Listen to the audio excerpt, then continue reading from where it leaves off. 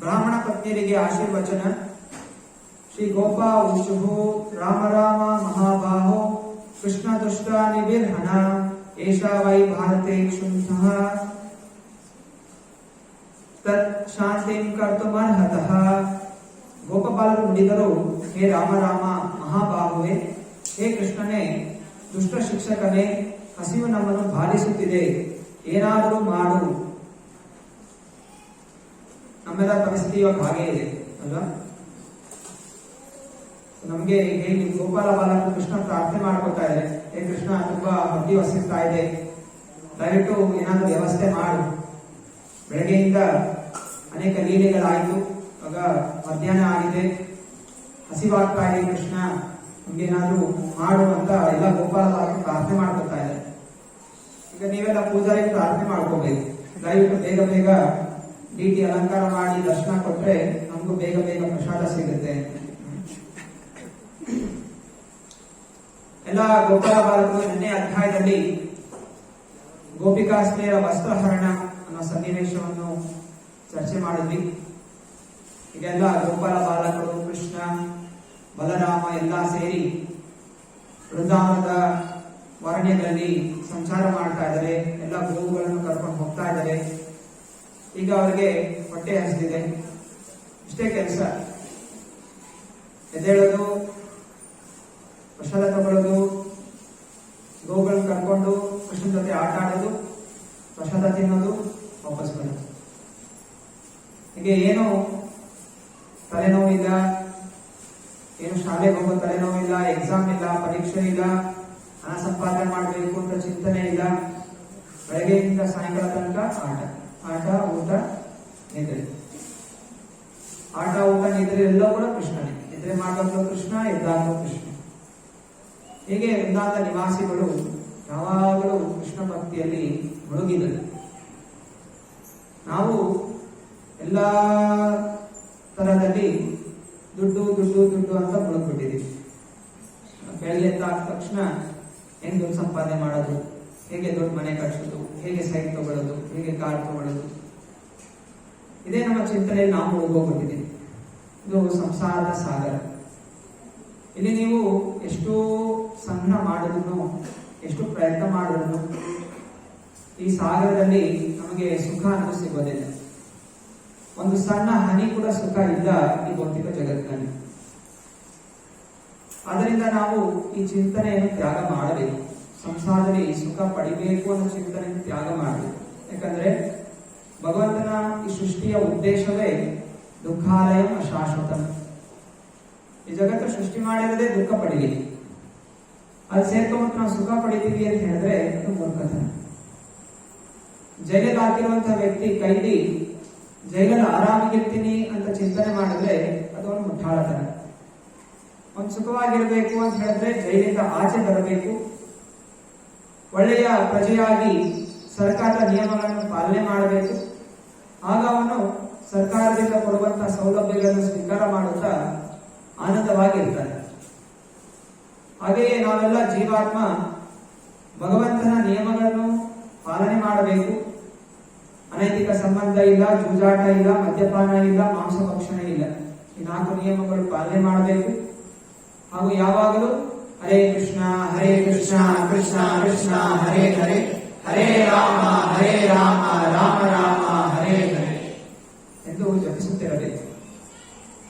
ಆಗ ಭಗವಂತ ಕೃಷ್ಣ ನಮ್ಮನ್ನು ಈ ಸಂಸಾರದ ಸಾಗರದಿಂದ ಹೊರತೆಗೆದು ಆನಂದ ಸಾಗರದಲ್ಲಿ ಮುಳುಗಿಸ್ತಾನೆ. ಸಂಸಾರದ ಸಾಗರ ದುಃಖದ ಸಾಗರ, ಕೃಷ್ಣ ಲೋಕ ವೈಕುಂಠ ಲೋಕ ಆನಂದಮಯವಾದಂತಹ ಸಾಗರ. ಇಲ್ಲಿ ಯಾವಾಗಲೂ ಕೃಷ್ಣ ನಮ್ಮ ಸಂಘ ಇರ್ತಾರೆ.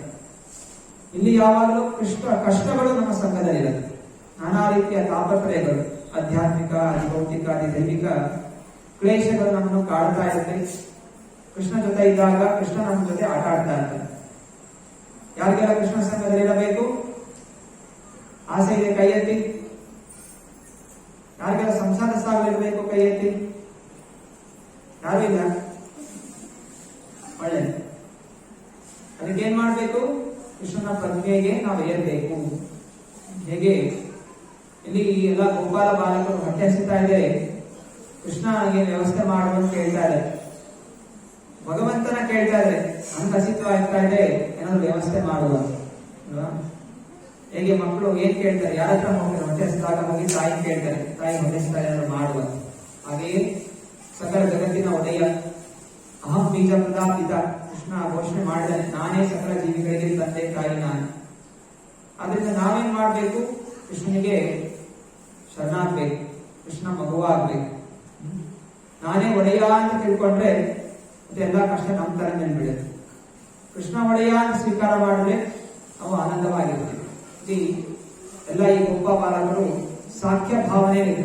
ಸಾಖ್ಯ ಅಂದ್ರೆ ಸ್ನೇಹ ಭಾವನೆ. ಜೀವಾತ್ಮ ಭಗವಂತನ ಜೊತೆ 5 ರಸಗಳಲ್ಲಿ ಸಂಬಂಧ ಬೆಳೆಸ್ಕೋಬಹುದು: ಶಾಂತ, ದಾಸ್ಯ, ಸಾಖ್ಯ, ವಾತ್ಸಲ್ಯ ಮತ್ತು ಮಾಧುರ್ಯ. ಈ ಎಲ್ಲ ಗೋಪ ಬಾಲಕರು ಭಗವಂತನನ್ನು ನನ್ನ ಸ್ನೇಹಿತ, ಅವರಿಗೆಲ್ಲ ಗೊತ್ತಿದೆ ಕೃಷ್ಣ ಜಗದೊಡೆಯ ಅಂತ ಗೊತ್ತಿದೆ. ಆದರೂ ಅವರ ಭಾವನೆ ನನ್ನ ಸ್ನೇಹಿತ ಜಗದೊಡೆಯ ಅಂತಿದೆ. ಹೀಗೆ ಎಲ್ಲ ಗೋಪಾಲ ಬಾಲಕರು ಪ್ರಾರ್ಥನೆ ಮಾಡ್ತಾ ಇದ್ದಾರೆ, ದಯವಿಟ್ಟು ಏನಾದರೂ ವ್ಯವಸ್ಥೆ ಮಾಡುವುದು.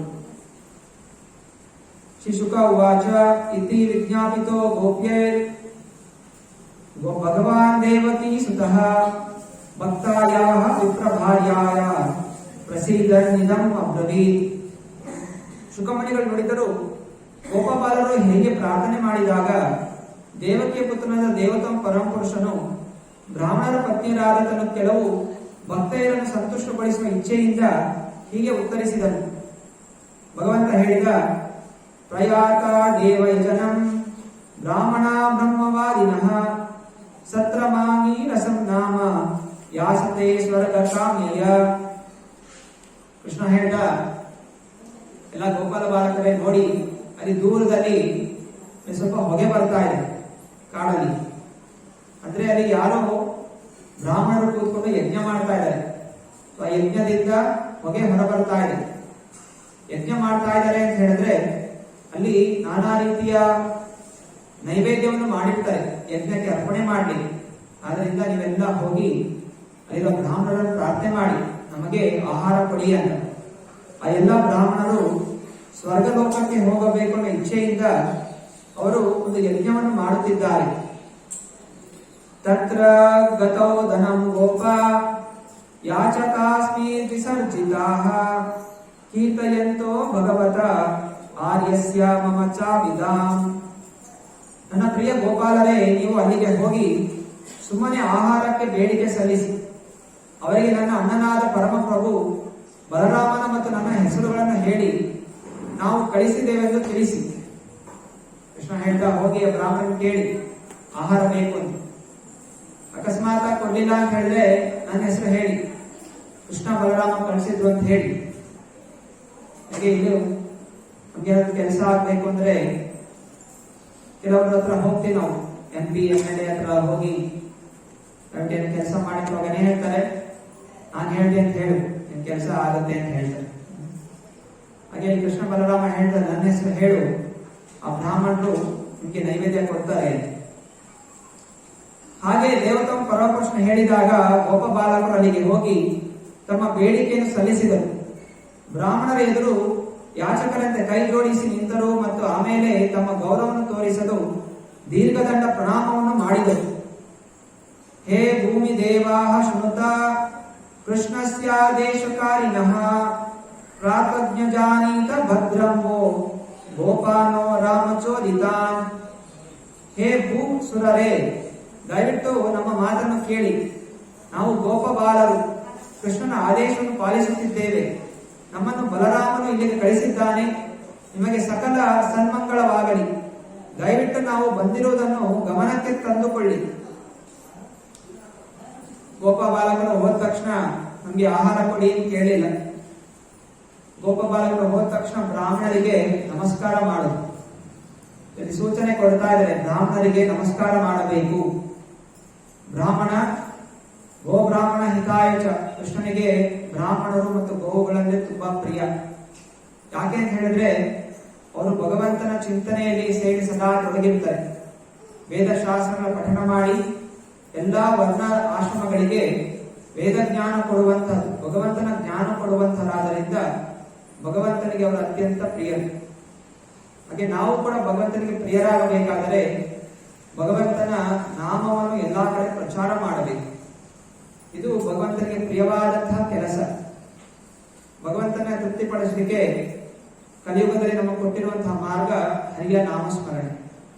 ಈ ಹರೇ ಕೃಷ್ಣ ಮಹಾಮಂತ್ರ ಜಪಿಸಬೇಕು ಹಾಗೂ ಬೇರೆಯವರಿಗೆ ಜಪ ಮಾಡಲಿಕ್ಕೆ ಪ್ರೇರಣೆ ಕೊಡಬೇಕು. ಅವನೇ ಬ್ರಾಹ್ಮಣ. ಹರೇ ಕೃಷ್ಣ ಮಹಾಮಂತ್ರ ಎಲ್ಲ ವೇದಶಾಸ್ತ್ರಗಳ ಸಾರಾಂಶ. ಈ ಹರೇ ಕೃಷ್ಣ ಮಹಾಮಂತ್ರ ಜಪಿಸಿದ್ರೆ ಎಲ್ಲಾ ವೇದದಲ್ಲಿ ಕೊಟ್ಟಿರುವಂತಹ ಯಜ್ಞಗಳು ವ್ರತಗಳು ಮಾಡಿದ ಹಾಗೆ. ಅದರಿಂದ ಸುಲಭವಾದಂತಹ ಮಾರ್ಗ ಈ ಕಲಿಯುಗದ ಜನರಿಗೆ ಕೊಟ್ಟಿದ್ದಾರೆ. ಅದರಿಂದ ಈ ಒಂದು ಮಾರ್ಗವನ್ನು ನಾವು ಅನುಸರಿಸಬೇಕು. ಪ್ರತಿನಿತ್ಯ 16 ಮಾಲೆ ಜಪ ಮಾಡಬೇಕು ಹಾಗೂ ಎಲ್ಲರಿಗೂ ಇದನ್ನು ಮಾಡಿ ಅಂತ ಬೋಧನೆ ಮಾಡಬೇಕು. ಹೀಗೆ ಗೋಪಾಲ ಬಾಲಕರು ಹೋಗಿ ನಮಸ್ಕಾರ ಮಾಡಿ ಹೇಳ್ತಾರೆ, ಹೇ ಭೂಸುರರೇ, ಭೂಲೋಕದಲ್ಲಿ ಸುರ ದೇವತೆಗಳು ನೀವೆಲ್ಲ ಬ್ರಾಹ್ಮಣರು. ಯಾರು ಭಗವಂತನ ಪ್ರಚಾರ ಮಾಡುತ್ತಾರೋ ಅವರು ಭಗವಂತನ ಪ್ರತಿನಿಧಿಗಳು. ಆದ್ದರಿಂದ ಅವರಿಗೆ ಗೌರವವನ್ನು ಕೊಡಬೇಕು. ಅನೇಕ ಜನರು ಬ್ರಾಹ್ಮಣರಿಗೆ ಗೌರವ ಕೊಡೋದಿಲ್ಲ. ಮನೆಗೆ ಪೂಜೆಗೆ ಕರೀತಾರೆ, ಹೋಮ ಮಾಡಬೇಕು ಅಂತ ಕರೀತಾರೆ. ಏನೋ ನಮ್ಮ ಐಶ್ವರ್ಯ ಇದೆ, ದುಡ್ಡು ಕೊಟ್ಟು ಪೂಜೆ ಮಾಡಿಸ್ಕೊತಾ ಇದೀವಿ ಅಂತ ಹೇಳಿ ತುಂಬಾ ಅಹಂಕಾರದಿಂದ ಅವರಿಗೆ ನಮಸ್ಕಾರನೂ ಮಾಡೋದಿಲ್ಲ. ದುಡ್ಡು ಕೊಡ್ತಾ ಇದೀವಲ್ಲ, ದುಡ್ಡು ಕಟ್ಟು ಕೆಲಸ ಮಾಡ್ಕೊಂಡು ಮುಗಿಸ್ಕೊಂಡು ಹೋಗಿ ಅಂತ ಜನ ಗರ್ವದಿಂದ ಇರ್ತಾರೆ. ಅಂತಹ ಗರ್ವದಿಂದ ಮಾಡಿರುವಂತಹ ಪೂಜೆ ಭಗವಂತ ಯಾವತ್ತೂ ಸ್ವೀಕಾರ ಮಾಡೋದಿಲ್ಲ. ಪೂಜೆ ಮಾಡ್ತಾ ಇರುವಂತಹ ಬ್ರಾಹ್ಮಣ ಬಡವನಿರಬಹುದು, ನಿಮ್ಮ ಹತ್ರ ತುಂಬಾ ಆಸ್ತಿ ಅಂತಸ್ತು ಐಶ್ವರ್ಯ ಇರಬಹುದು. ಆದರೂ ಬ್ರಾಹ್ಮಣನ ಮುಂದೆ ತಲೆ ಬಾಗಿಸುವುದು ಒಳ್ಳೆಯ ಒಂದು ಗುಣ, ಭಗವಂತನನ್ನು ತೃಪ್ತಿಪಡಿಸುವಂತಹ ಗುಣ. ದೊಡ್ಡ ದೊಡ್ಡ ಮಹಾರಾಜರು ಕೂಡ ಋಷಿಗಳು ಬಂದಾಗ ತಮ್ಮ ಆಸೆಯಿಂದ ಎದ್ದು ಬಂದು ಅವರಿಗೆ ನಮಸ್ಕಾರ ಮಾಡ್ತಾ ಇದ್ರು, ಪಾದ ಪೂಜೆ ಮಾಡ್ತಾ ಇದ್ರು, ಗೌರವ ಕೊಡ್ತಾ ಇದ್ರು. ಹೀಗೆ ನಾವು ಬ್ರಾಹ್ಮಣರಿಗೆ ಗೌರವ ಕೊಡಬೇಕು, ವೈಷ್ಣವರಿಗೆ ಗೌರವ ಕೊಡಬೇಕು, ನಮಸ್ಕಾರ ಮಾಡಬೇಕು. ಆಗ ಭಗವಂತ ತೃಪ್ತನಾಗ್ತಾನೆ. ನಮ್ಮ ಐಶ್ವರ್ಯದಿಂದ, ಬುದ್ಧಿವಂತಿಕೆಯಿಂದ, ಸ್ಥಾನಮಾನಗಳಿಂದ ನಾವು ಅಹಂಕಾರತರಾದ್ರೆ ನಾವು ಮಾಡುವಂತಹ ಯಾವುದೇ ವ್ರತ ಪೂಜೆ ಭಗವಂತ ಸ್ವೀಕಾರ ಮಾಡೋದಿಲ್ಲ. ಹೀಗೆ ಗೋಪಾಲ ಬಾಲಕರು ಈ ಶಿಸ್ತನ್ನು ತೋರಿಸ್ಕೊಳ್ತಾ ಇದ್ದಾರೆ. ರಾಮನ ಹತ್ರ ಹೋಗಿ ಅವರು ನಮಸ್ಕಾರ ಮಾಡಿ, ನಾವು ಕೃಷ್ಣ ಬಲರಾಮ ನಮ್ಮನ್ನು ಕಳಿಸ್ಕೊಟ್ಟಿದ್ದಾನೆ, ದಯವಿಟ್ಟು ನಮ್ಮನ್ನು ಗಮನಿಸಿ. ಬಲರಾಮ ಮತ್ತು ಅಚ್ಯುತರು ಇಲ್ಲೇ ಹತ್ತಿರದಲ್ಲೇ ಗೋವುಗಳನ್ನು ಮೇಯಿಸುತ್ತಿದ್ದಾರೆ. ಅವರು ಹಸಿದಿದ್ದಾರೆ. ನಿಮ್ಮಲ್ಲಿರುವ ಆಹಾರದಲ್ಲಿ ಸ್ವಲ್ಪವನ್ನು ಅವರಿಗೆ ಕೊಡಬೇಕೆಂದು ಬಯಸುತ್ತಾರೆ. ಆದ್ದರಿಂದ ಧರ್ಮದ ಉತ್ತಮ ಜ್ಞಾನವನ್ನು ಹೊಂದಿರುವ ಹೇ ಬ್ರಾಹ್ಮಣರೇ, ನಿಮಗೆ ಶ್ರದ್ಧೆ ಇದ್ದಲ್ಲಿ ದಯವಿಟ್ಟು ಅವರಿಗೆ ಸ್ವಲ್ಪ ಆಹಾರವನ್ನು ಕೊಡಿ. ಹೇ ಅತ್ಯಂತ ಶುದ್ಧ ಬ್ರಾಹ್ಮಣರೇ, ಯಜ್ಞಕರ್ತೃವು ದೀಕ್ಷೆ ತೆಗೆದುಕೊಂಡು ಮತ್ತು ವಾಸ್ತವಿಕವಾಗಿ ಪಶು ಬಲಿಯನ್ನು ಕೊಡುವ ನಡುವಣ ಸಮಯದಲ್ಲಿ ಆಹಾರವನ್ನು ಸ್ವೀಕರಿಸಬಹುದು. ಸೌತ್ರಮಣಿ ಯಜ್ಞವೊಂದನ್ನು ಬಿಟ್ಟು ಉಳಿದ ಯಜ್ಞಗಳಲ್ಲಿ ಅದು ಅಪವಿತ್ರವಾದ ಕೆಲಸವೇನಲ್ಲ. ದೀಕ್ಷಾ ವಿಧಿಯನ್ನು ಸ್ವೀಕರಿಸಿದವರು ಹೀಗೆ ಆಹಾರ ಸ್ವೀಕರಿಸಬಹುದು. ಈ ಗೋಪಾಲ ಬಾಲಕರು ಅವರು ಏನು ಸಾಮಾನ್ಯದಂತ ಆಕಳು ದನ ಕಾಯುವಂತಹ ದಡ್ಡರಲ್ಲ. ಅವರಿಗೆ ಯಜ್ಞದಲ್ಲಿ ಏನೇನು ಕೆಲಸಗಳಿದೆ, ಯಾವ ಯಜ್ಞ ನಡೀತಾ ಇದೆ ಅದೆಲ್ಲ ತಿಳಿದಿದೆ. ಅವರು ಹೇಳ್ತಾರೆ, ಇದು ಸೌತ್ರಮಣಿ ಯಜ್ಞ. ಸೌತ್ರಮಣಿ ಯಜ್ಞ ಅಂತ ಹೇಳಿದ್ರೆ ಇಂದ್ರನಿಗೆ ತೃಪ್ತಪಡಿಸುವಂತಹ ಯಜ್ಞ. ಇಂದ್ರನಿಗೆ ತೃಪ್ತಪಡಿಸಿ ಸ್ವರ್ಗಲೋಕಕ್ಕೆ ಹೋಗಬೇಕು ಅಂತ ಇಚ್ಛೆಯಿಂದ ಎಲ್ಲ ಬ್ರಾಹ್ಮಣರು ಯಜ್ಞವನ್ನು ಮಾಡ್ತಾ ಇದ್ದಾರೆ. ಶಾಸ್ತ್ರ ಏನ್ ಹೇಳುತ್ತೆ, ಜೀವಿಗಳು ಸ್ವರ್ಗಲೋಕ, ತಪಲೋಕ, ಮನಲೋಕ, ಜನಲೋಕ ಇಂತಹ ಲೋಕಗಳಿಗೆ ಹೋಗ್ಲಿಕ್ಕೆ ಆಸೆ ಪಡಬಾರದು. ಯಾವುದಕ್ಕೋಸ್ಕರ ಆಸೆ ಪಡಬೇಕು? ವೈಕುಂಠ ಲೋಕಕ್ಕೆ ಆಸೆ ಪಡಬೇಕು. ಅದೇ ಇಲ್ಲಿ ಈ ಬ್ರಾಹ್ಮಣರು ಕರ್ಮಕಾಂಡ ಯಜ್ಞವನ್ನು ಮಾಡ್ತಾ ಇದ್ದಾರೆ. ಸ್ವರ್ಗಲೋಕಕ್ಕೆ ಹೋಗುವಾಗ ಯಜ್ಞವನ್ನು ಮಾಡ್ತಾ ಇದ್ದಾರೆ. ಅಂದ್ರೆ ಅಷ್ಟು ಬುದ್ಧಿವಂತರಲ್ಲ. ಭಗವಂತನ ಸೇವೆ ಮಾಡೋದ್ರಲ್ಲಿ 2 ರೀತಿಯ ಭಕ್ತರಿದ್ದಾರೆ. ಒಂದು ಸಕಾಮ ಭಕ್ತರು, ಎರಡನೇದು ನಿಷ್ಕಾಮ ಭಕ್ತರು. ಸಕಾಮ ಭಕ್ತರು ಅಂತ ಹೇಳಿದ್ರೆ ವಿಷ್ಣು ಆರಾಧನೆ ಮಾಡಿ, ಹೇ ವಿಷ್ಣು, ಹೇ ಕೃಷ್ಣ, ನನಗೆ ಸ್ವಲ್ಪ ಐಶ್ವರ್ಯ ಬೇಕು, ನನಗೆ ಸ್ವಲ್ಪ ತೊಂದರೆ ಇದೆ, ಅದೆಲ್ಲ ದೂರ ಆಗಬೇಕು, ನನಗೆ ಒಳ್ಳೆ ಹೆಂಡತಿ ಬೇಕು, ನನಗೆ ಮಕ್ಕಳು ಬೇಕು, ನನಗೆ ಕೆಲಸ ಬೇಕು, ಇಂತೆಲ್ಲ ಏನೋ ಭೌತಿಕವಾದ ವಸ್ತುವನ್ನು ಯಾಚನೆ ಮಾಡುವಂತವರು ಸಕಾಮ ಭಕ್ತರು. ಇವರು ಭಗವಂತನ ಭಕ್ತರಾದ್ರೂ ಕೂಡ ಭಗವಂತನಿಗೆ ಅವರು ಪ್ರಿಯರಲ್ಲ. ಭಗವಂತ ಅಂತಹ ಭಕ್ತರು ಇಷ್ಟಪಡೋದಿಲ್ಲ. ಭಗವಂತನಿಗೆ ಯಾರು ಇಷ್ಟ? ನಿಷ್ಕಾಮ ಭಕ್ತರು. ಭಗವಂತನ ಹತ್ರ ಬಂದು, ಹೇ ಭಗವಂತ, ನನಗೆ ನೀನು ಬೇಕು, ನಿನ್ನ ಬಿಟ್ಟು ನನಗೆ ಏನೂ ಬೇಕಾಗಿಲ್ಲ ಅಂತ ಕೇಳುವಂತವರು ನಿಷ್ಕಾಮ ಭಕ್ತರು. ಅದು ಭಗವಂತನಿಗೆ ಅತ್ಯಂತ ತೃಪ್ತಿ ಕೊಡುವಂತಹ ಪ್ರಾರ್ಥನೆ. ಆದ್ದರಿಂದ ಈ ಬ್ರಾಹ್ಮಣರು ಅವರು ಸ್ವರ್ಗಲೋಕಕ್ಕೆ ಹೋಗುವಂತಹ ಒಂದು ಯಜ್ಞವನ್ನು ಮಾಡ್ತಾ ಇದ್ರು. ಅಷ್ಟು ಬುದ್ಧಿವಂತರಲ್ಲ ಎಂದು ಗೋಪಾಲರು ಇಲ್ಲಿ ಭಾವಾರ್ಥದಲ್ಲಿ ಹೇಳ್ತಾ ಇದ್ದಾರೆ. ಬ್ರಾಹ್ಮಣರು ದೇವತ ಪರಪುರುಷನಿಂದ ಈ ಮೊರೆಯನ್ನು ಕೇಳಿದರು. ಇಷ್ಟಾದರೂ ಅವರು ಅದನ್ನು ಲಕ್ಷಿಸಲಿಲ್ಲ. ವಾಸ್ತವವಾಗಿ ಅವರು ಕ್ಷುದ್ರ ಬಯಕೆಗಳಿಂದ ತುಂಬಿ ವಿಸ್ತಾರ ಕರ್ಮಕಾಂಡಗಳಲ್ಲಿ ತೊಡಗಿದ್ದರು. ತಾವು ವೇದ ಜ್ಞಾನೋತ್ಕರ್ಷವನ್ನು ಹೊಂದಿದವರೆಂದು ಅವರು ಭಾವಿಸಿದ್ದರೂ ಕೂಡ ನಿಜವಾಗಿ ಅವರು ನಿರನುಭಾವಿ ಮೂರ್ಖರಾಗಿದ್ದರು. ಶುಕದೇವ ಗೋಸ್ವಾಮಿಯವರು ಹೇಳ್ತಾ ಇದ್ದಾರೆ, ಎಲ್ಲಾ ವೇದ ಶಾಸ್ತ್ರ ಅಧ್ಯಯನ ಮಾಡಿ ಕೂಡ ಇನ್ನೂ ಇಂತಹ ಸ್ವರ್ಗಲೋಕಕ್ಕೆ ಹೋಗಬೇಕು ಎಂದು ಯಜ್ಞ ಮಾಡ್ತಾ ಇರುವಂತವರು ಅವರು ಮೂರ್ಖರು ಅಂತ. ಯಜ್ಞದ ಆಚರಣೆ ಬೇಕಾದ ಸಾಮಗ್ರಿಗಳು, ಸ್ಥಳ, ಸಮಯ, ವಿಶಿಷ್ಟ ಪರಿಕರಗಳು, ಮಂತ್ರಗಳು, ವಿಧಿಗಳು, ಋತ್ವಿಜರು, ಹೋಮ ಕುಂಡಗಳು, ದೇವತೆಗಳು, ಯಜ್ಞಕರ್ತರು, ಹವಿಸ್ಸು ಮತ್ತು ಇನ್ನೂ ಅಗೋಚರವಾದ ಫಲಗಳು ಇವೆಲ್ಲವೂ ಕೃಷ್ಣನ ವೈಭವದ ಅಂಶಗಳು ಮಾತ್ರವಾಗಿದ್ದರು. ಬ್ರಾಹ್ಮಣರು ತಮ್ಮ ದುರ್ಬುದ್ಧಿಯಿಂದಾಗಿ ಶ್ರೀಕೃಷ್ಣನೊಬ್ಬ ಸಾಮಾನ್ಯ ಮಾನವನೆಂಬುದನ್ನು ಕಂಡರು. ಅವನೇ ಪರಮ ಸತ್ಯವೆಂದು, ಸಾಕ್ಷಾತ್ ದೇವೋತ್ತಮ ಪರಮಪುರುಷನೆಂದು, ಭೌತಿಕ ಇಂದ್ರಿಯಗಳ ಗ್ರಹಿಕೆಗೆ ಅಸಾಧ್ಯನೆಂದು ತಿಳಿದುಕೊಳ್ಳಲು ಅವರು ವಿಫಲರಾದರು. ಹಾಗೆ ಭೌತಿಕ ಶರೀರದೊಂದಿಗೆ ತಮ್ಮನ್ನು ತಪ್ಪಾಗಿ ಗ್ರಹಿಸಿಕೊಂಡು ದಿಗ್ಭ್ರಮೆಗೆ ಒಳಗಾದ ಅವರು ಅವನಿಗೆ ಯೋಗ್ಯವಾದ ರೀತಿಯಲ್ಲಿ ಗೌರವ ತೋರಿಸಲಿಲ್ಲ.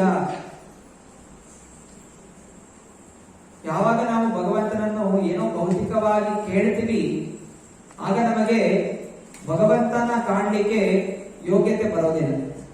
ಇಲ್ಲಿ ಅದನ್ನೇ ಹೇಳ್ತಾರೆ, ಈ ಬ್ರಾಹ್ಮಣರು ಸ್ವರ್ಗಲೋಕಕ್ಕೆ ಹೋಗಬೇಕು ಅಂತ ಯಜ್ಞ ಮಾಡ್ತಾ ಇರೋ ಕಾರಣ ಸ್ವಯಂ ಕೃಷ್ಣ ಬಲರಾಮನೇ ಬಂದು ನಮ್ಗೆ ಹಸಿವಾಗಿದೆ, ಆಹಾರ ಕೊಡಿ ಅಂತ ಈ ಗೋಪಾಲ ಕೇಳಿದಾಗಲೂ ಕೂಡ ಅವರು ಆಹಾರ ಕೊಡಲಿಲ್ಲ. ಇಲ್ಲಿ ನಾನಾ ರೀತಿಯ ವ್ಯಾಖ್ಯಾನ ಇದೆ. ಇಲ್ಲಿ ಶ್ರೀಲ ಪ್ರಭುಪಾದರು ಹೇಳ್ತಾ ಇರುವಂತಹದ್ದು, ಹಾಗೂ ಓಡಿಯ ಸಂಪ್ರದಾಯ ಇರುವಂತಹ ಆಚಾರ್ಯರು ವಿಶ್ವನಾಥ ಚಕ್ರವರ್ತಿ ಠಾಕೂರ ಇವರೆಲ್ಲ ಹೇಳ್ತಾ ಇದ್ದಾರೆ, ಯಾವಾಗ ನಾವು ಕರ್ಮಕಾಂಡದ ಆಸೆಗಳು, ಕರ್ಮಕಾಂಡ ಅಂತ ಹೇಳಿದ್ರೆ ಊರ್ಧ್ವ ಲೋಕಗಳಿಗೆ ಹೋಗೋದು, ಸ್ವರ್ಗಲೋಕ, ಪಿತೃಲೋಕ, ಹೀಗೆಲ್ಲ ಹೋಗಿ ದೀರ್ಘ ಆಯಸ್ಸು, ಅಲ್ಲಿ ಅಮೃತ ಅಪ್ಸರ ಜೊತೆ ಸಂಘ ಮಾಡುವುದು, ಇದೆಲ್ಲ ಅವಕಾಶ ಇದೆ ಊರ್ಧ್ವ ಲೋಕಗಳಲ್ಲಿ. ಹೇಗೆ ಇಲ್ಲೂ ಕೂಡ ಜನ ಅಮೆರಿಕಕ್ಕೆ ಹೋಗ್ತಾರೆ. ಯಾಕೆ ಅಮೆರಿಕ ಹೋಗಿ ಇಚ್ಛೆ ಪಡ್ತಾರೆ? ಇಲ್ಲಿ ತುಂಬಾ ಐಶ್ವರ್ಯ ಇದೆ, ದೊಡ್ಡ ದೊಡ್ಡ ಬಿಲ್ಡಿಂಗ್ ಗಳಿದೆ, ಸುತ್ತಾಡ್ಲಿಕ್ಕೆ, ಅಲ್ಲಿರುವ ಸ್ತ್ರೀಯರ ಜೊತೆ ಸಂಘ ಮಾಡ್ಲಿಕ್ಕೆ, ವೇಶ್ಯರ ಸಂಘ ಮಾಡ್ಲಿಕ್ಕೆ ತುಂಬಾ ಸುಲಭವಾದಂತಹ ಅವಕಾಶಗಳಲ್ಲಿ ಸಿಗುತ್ತೆ ಅಂತ ಹೇಳಿ ಜನ ಹೋಗ್ತಾರೆ. ಹಾಗೆಯೇ ಇನ್ನು ಸ್ವಲ್ಪ ಈ ಭೌತಿಕವಾಗಿ ಬುದ್ಧಿವಂತ ಇರುವಂತಹವರು ಭಗವಂತನ ಪ್ರಾರ್ಥನೆ ಯಜ್ಞ ಮಾಡಿ ಸ್ವರ್ಗಲೋಕಗಳಿಗೆ ಹೋಗ್ತಾರೆ. ಅಲ್ಲಿ ಅಪ್ಸರ ಇರ್ತದೆ, ರಂಭೆ, ಊರ್ವಶಿ, ಮೇನಕೆ, ತಿಲೋತ್ತಮ, ಹೀಗೆ ನಾನಾ ರೀತಿಯ ಅಪ್ಸರರಿದ್ದಾರೆ. ಸೊ ಅವರ ಸಂಘ ಮಾಡಬಹುದು, ಇದೆಲ್ಲ ಅವಕಾಶಗಳಿದೆ. ಆದ್ರೆ ಭಗವಂತ ಹೇಳ್ತಾನೆ, ಇದಕ್ಕಿಂತ ಉತ್ತಮವಾದದ್ದೇನು? ಅದು ವೈಕುಂಠ ಲೋಕಕ್ಕೆ ಹೋಗುವಂಥದ್ದು. ಯಾಕೆಂತ ಹೇಳಿದ್ರೆ ಸ್ವರ್ಗಲೋಕಕ್ಕೆ ಹೋದ್ಮೇಲೆ ಅಲ್ಲೇ ಶಾಶ್ವತವಾಗಿ ನಾವು ಇರೋದಿಲ್ಲ. ಎಲ್ಲಿ ತನಕ ನಾವು ಪುಣ್ಯ ಅನ್ನೋದು ಇರುತ್ತೆ, ಅಲ್ಲಿ ತನಕ ನಾವು ಸ್ವರ್ಗಲೋಕದಲ್ಲಿ ಇರ್ತೀವಿ. ಯಾವಾಗ ಪುಣ್ಯ ಎಲ್ಲ ಖಾಲಿ ಆಗುತ್ತೆ, ಕ್ಷೀಣೆ ಪುಣ್ಯ ಮರ್ತ್ಯ ಲೋಕಂ ಗಚ್ಚತಿ, ಎಲ್ಲ ಪುಣ್ಯ ಖಾಲಿ ಆದ್ಮೇಲೆ ಮತ್ತೆ ಪುನಃ ವಾಪಸ್ ಇಲ್ಲೇ ಬರಬೇಕಾಗತ್ತೆ. ಹೇಗೆ ಎಲ್ಲ ದುಡ್ಡು ಸಂಗ್ರಹ ಮಾಡಿ ಅಮೆರಿಕ ಹೋಗ್ತಾರೆ, ಎಲ್ಲ ದುಡ್ಡು ಖರ್ಚು ಮಾಡಿ ಮತ್ತೆ ವಾಪಸ್ ಬರ್ತಾರೆ. ಹಾಗೆ ಪುಣ್ಯ ಖಾಲಿ ಆದಾಗ ಊಟ ಲೋಕದಿಂದ ಮತ್ತೆ ಪುನಃ ಕೆಳಗೆ ಬೀಳಬೇಕಾಗುತ್ತೆ. ಆದ್ದರಿಂದ ನಾವು ಅಲ್ಪ ಸಂತೋಷಕ್ಕೋಸ್ಕರ ಪ್ರಯತ್ನ ಮಾಡಬಾರದು, ಬದಲಾಗಿ ಸನಾತನವಾದ ಸಂತೋಷಕ್ಕೋಸ್ಕರ ಪ್ರಯತ್ನ ಮಾಡಬೇಕು. ಹರೇ ಕೃಷ್ಣ ಕೃಷ್ಣ ಕೃಷ್ಣ ಹರೇ ಹರೇ, ಹರೇ ರಾಮ ರಾಮ ರಾಮ ಹರೇ ಹರೇ ಇದು ಸದಾ ಜಪಿಸುತ್ತಾ ಈ 14 ಲೋಕಗಳನ್ನು ದಾಟಿ ವೈಕುಂಠ ಲೋಕಕ್ಕೆ ಹೋಗಬೇಕು. ಯದ್ಗತ್ವಾ ನಿವರ್ತಂತೆ ತದ್ಧಾಮ ಪರಮ ಮಮ.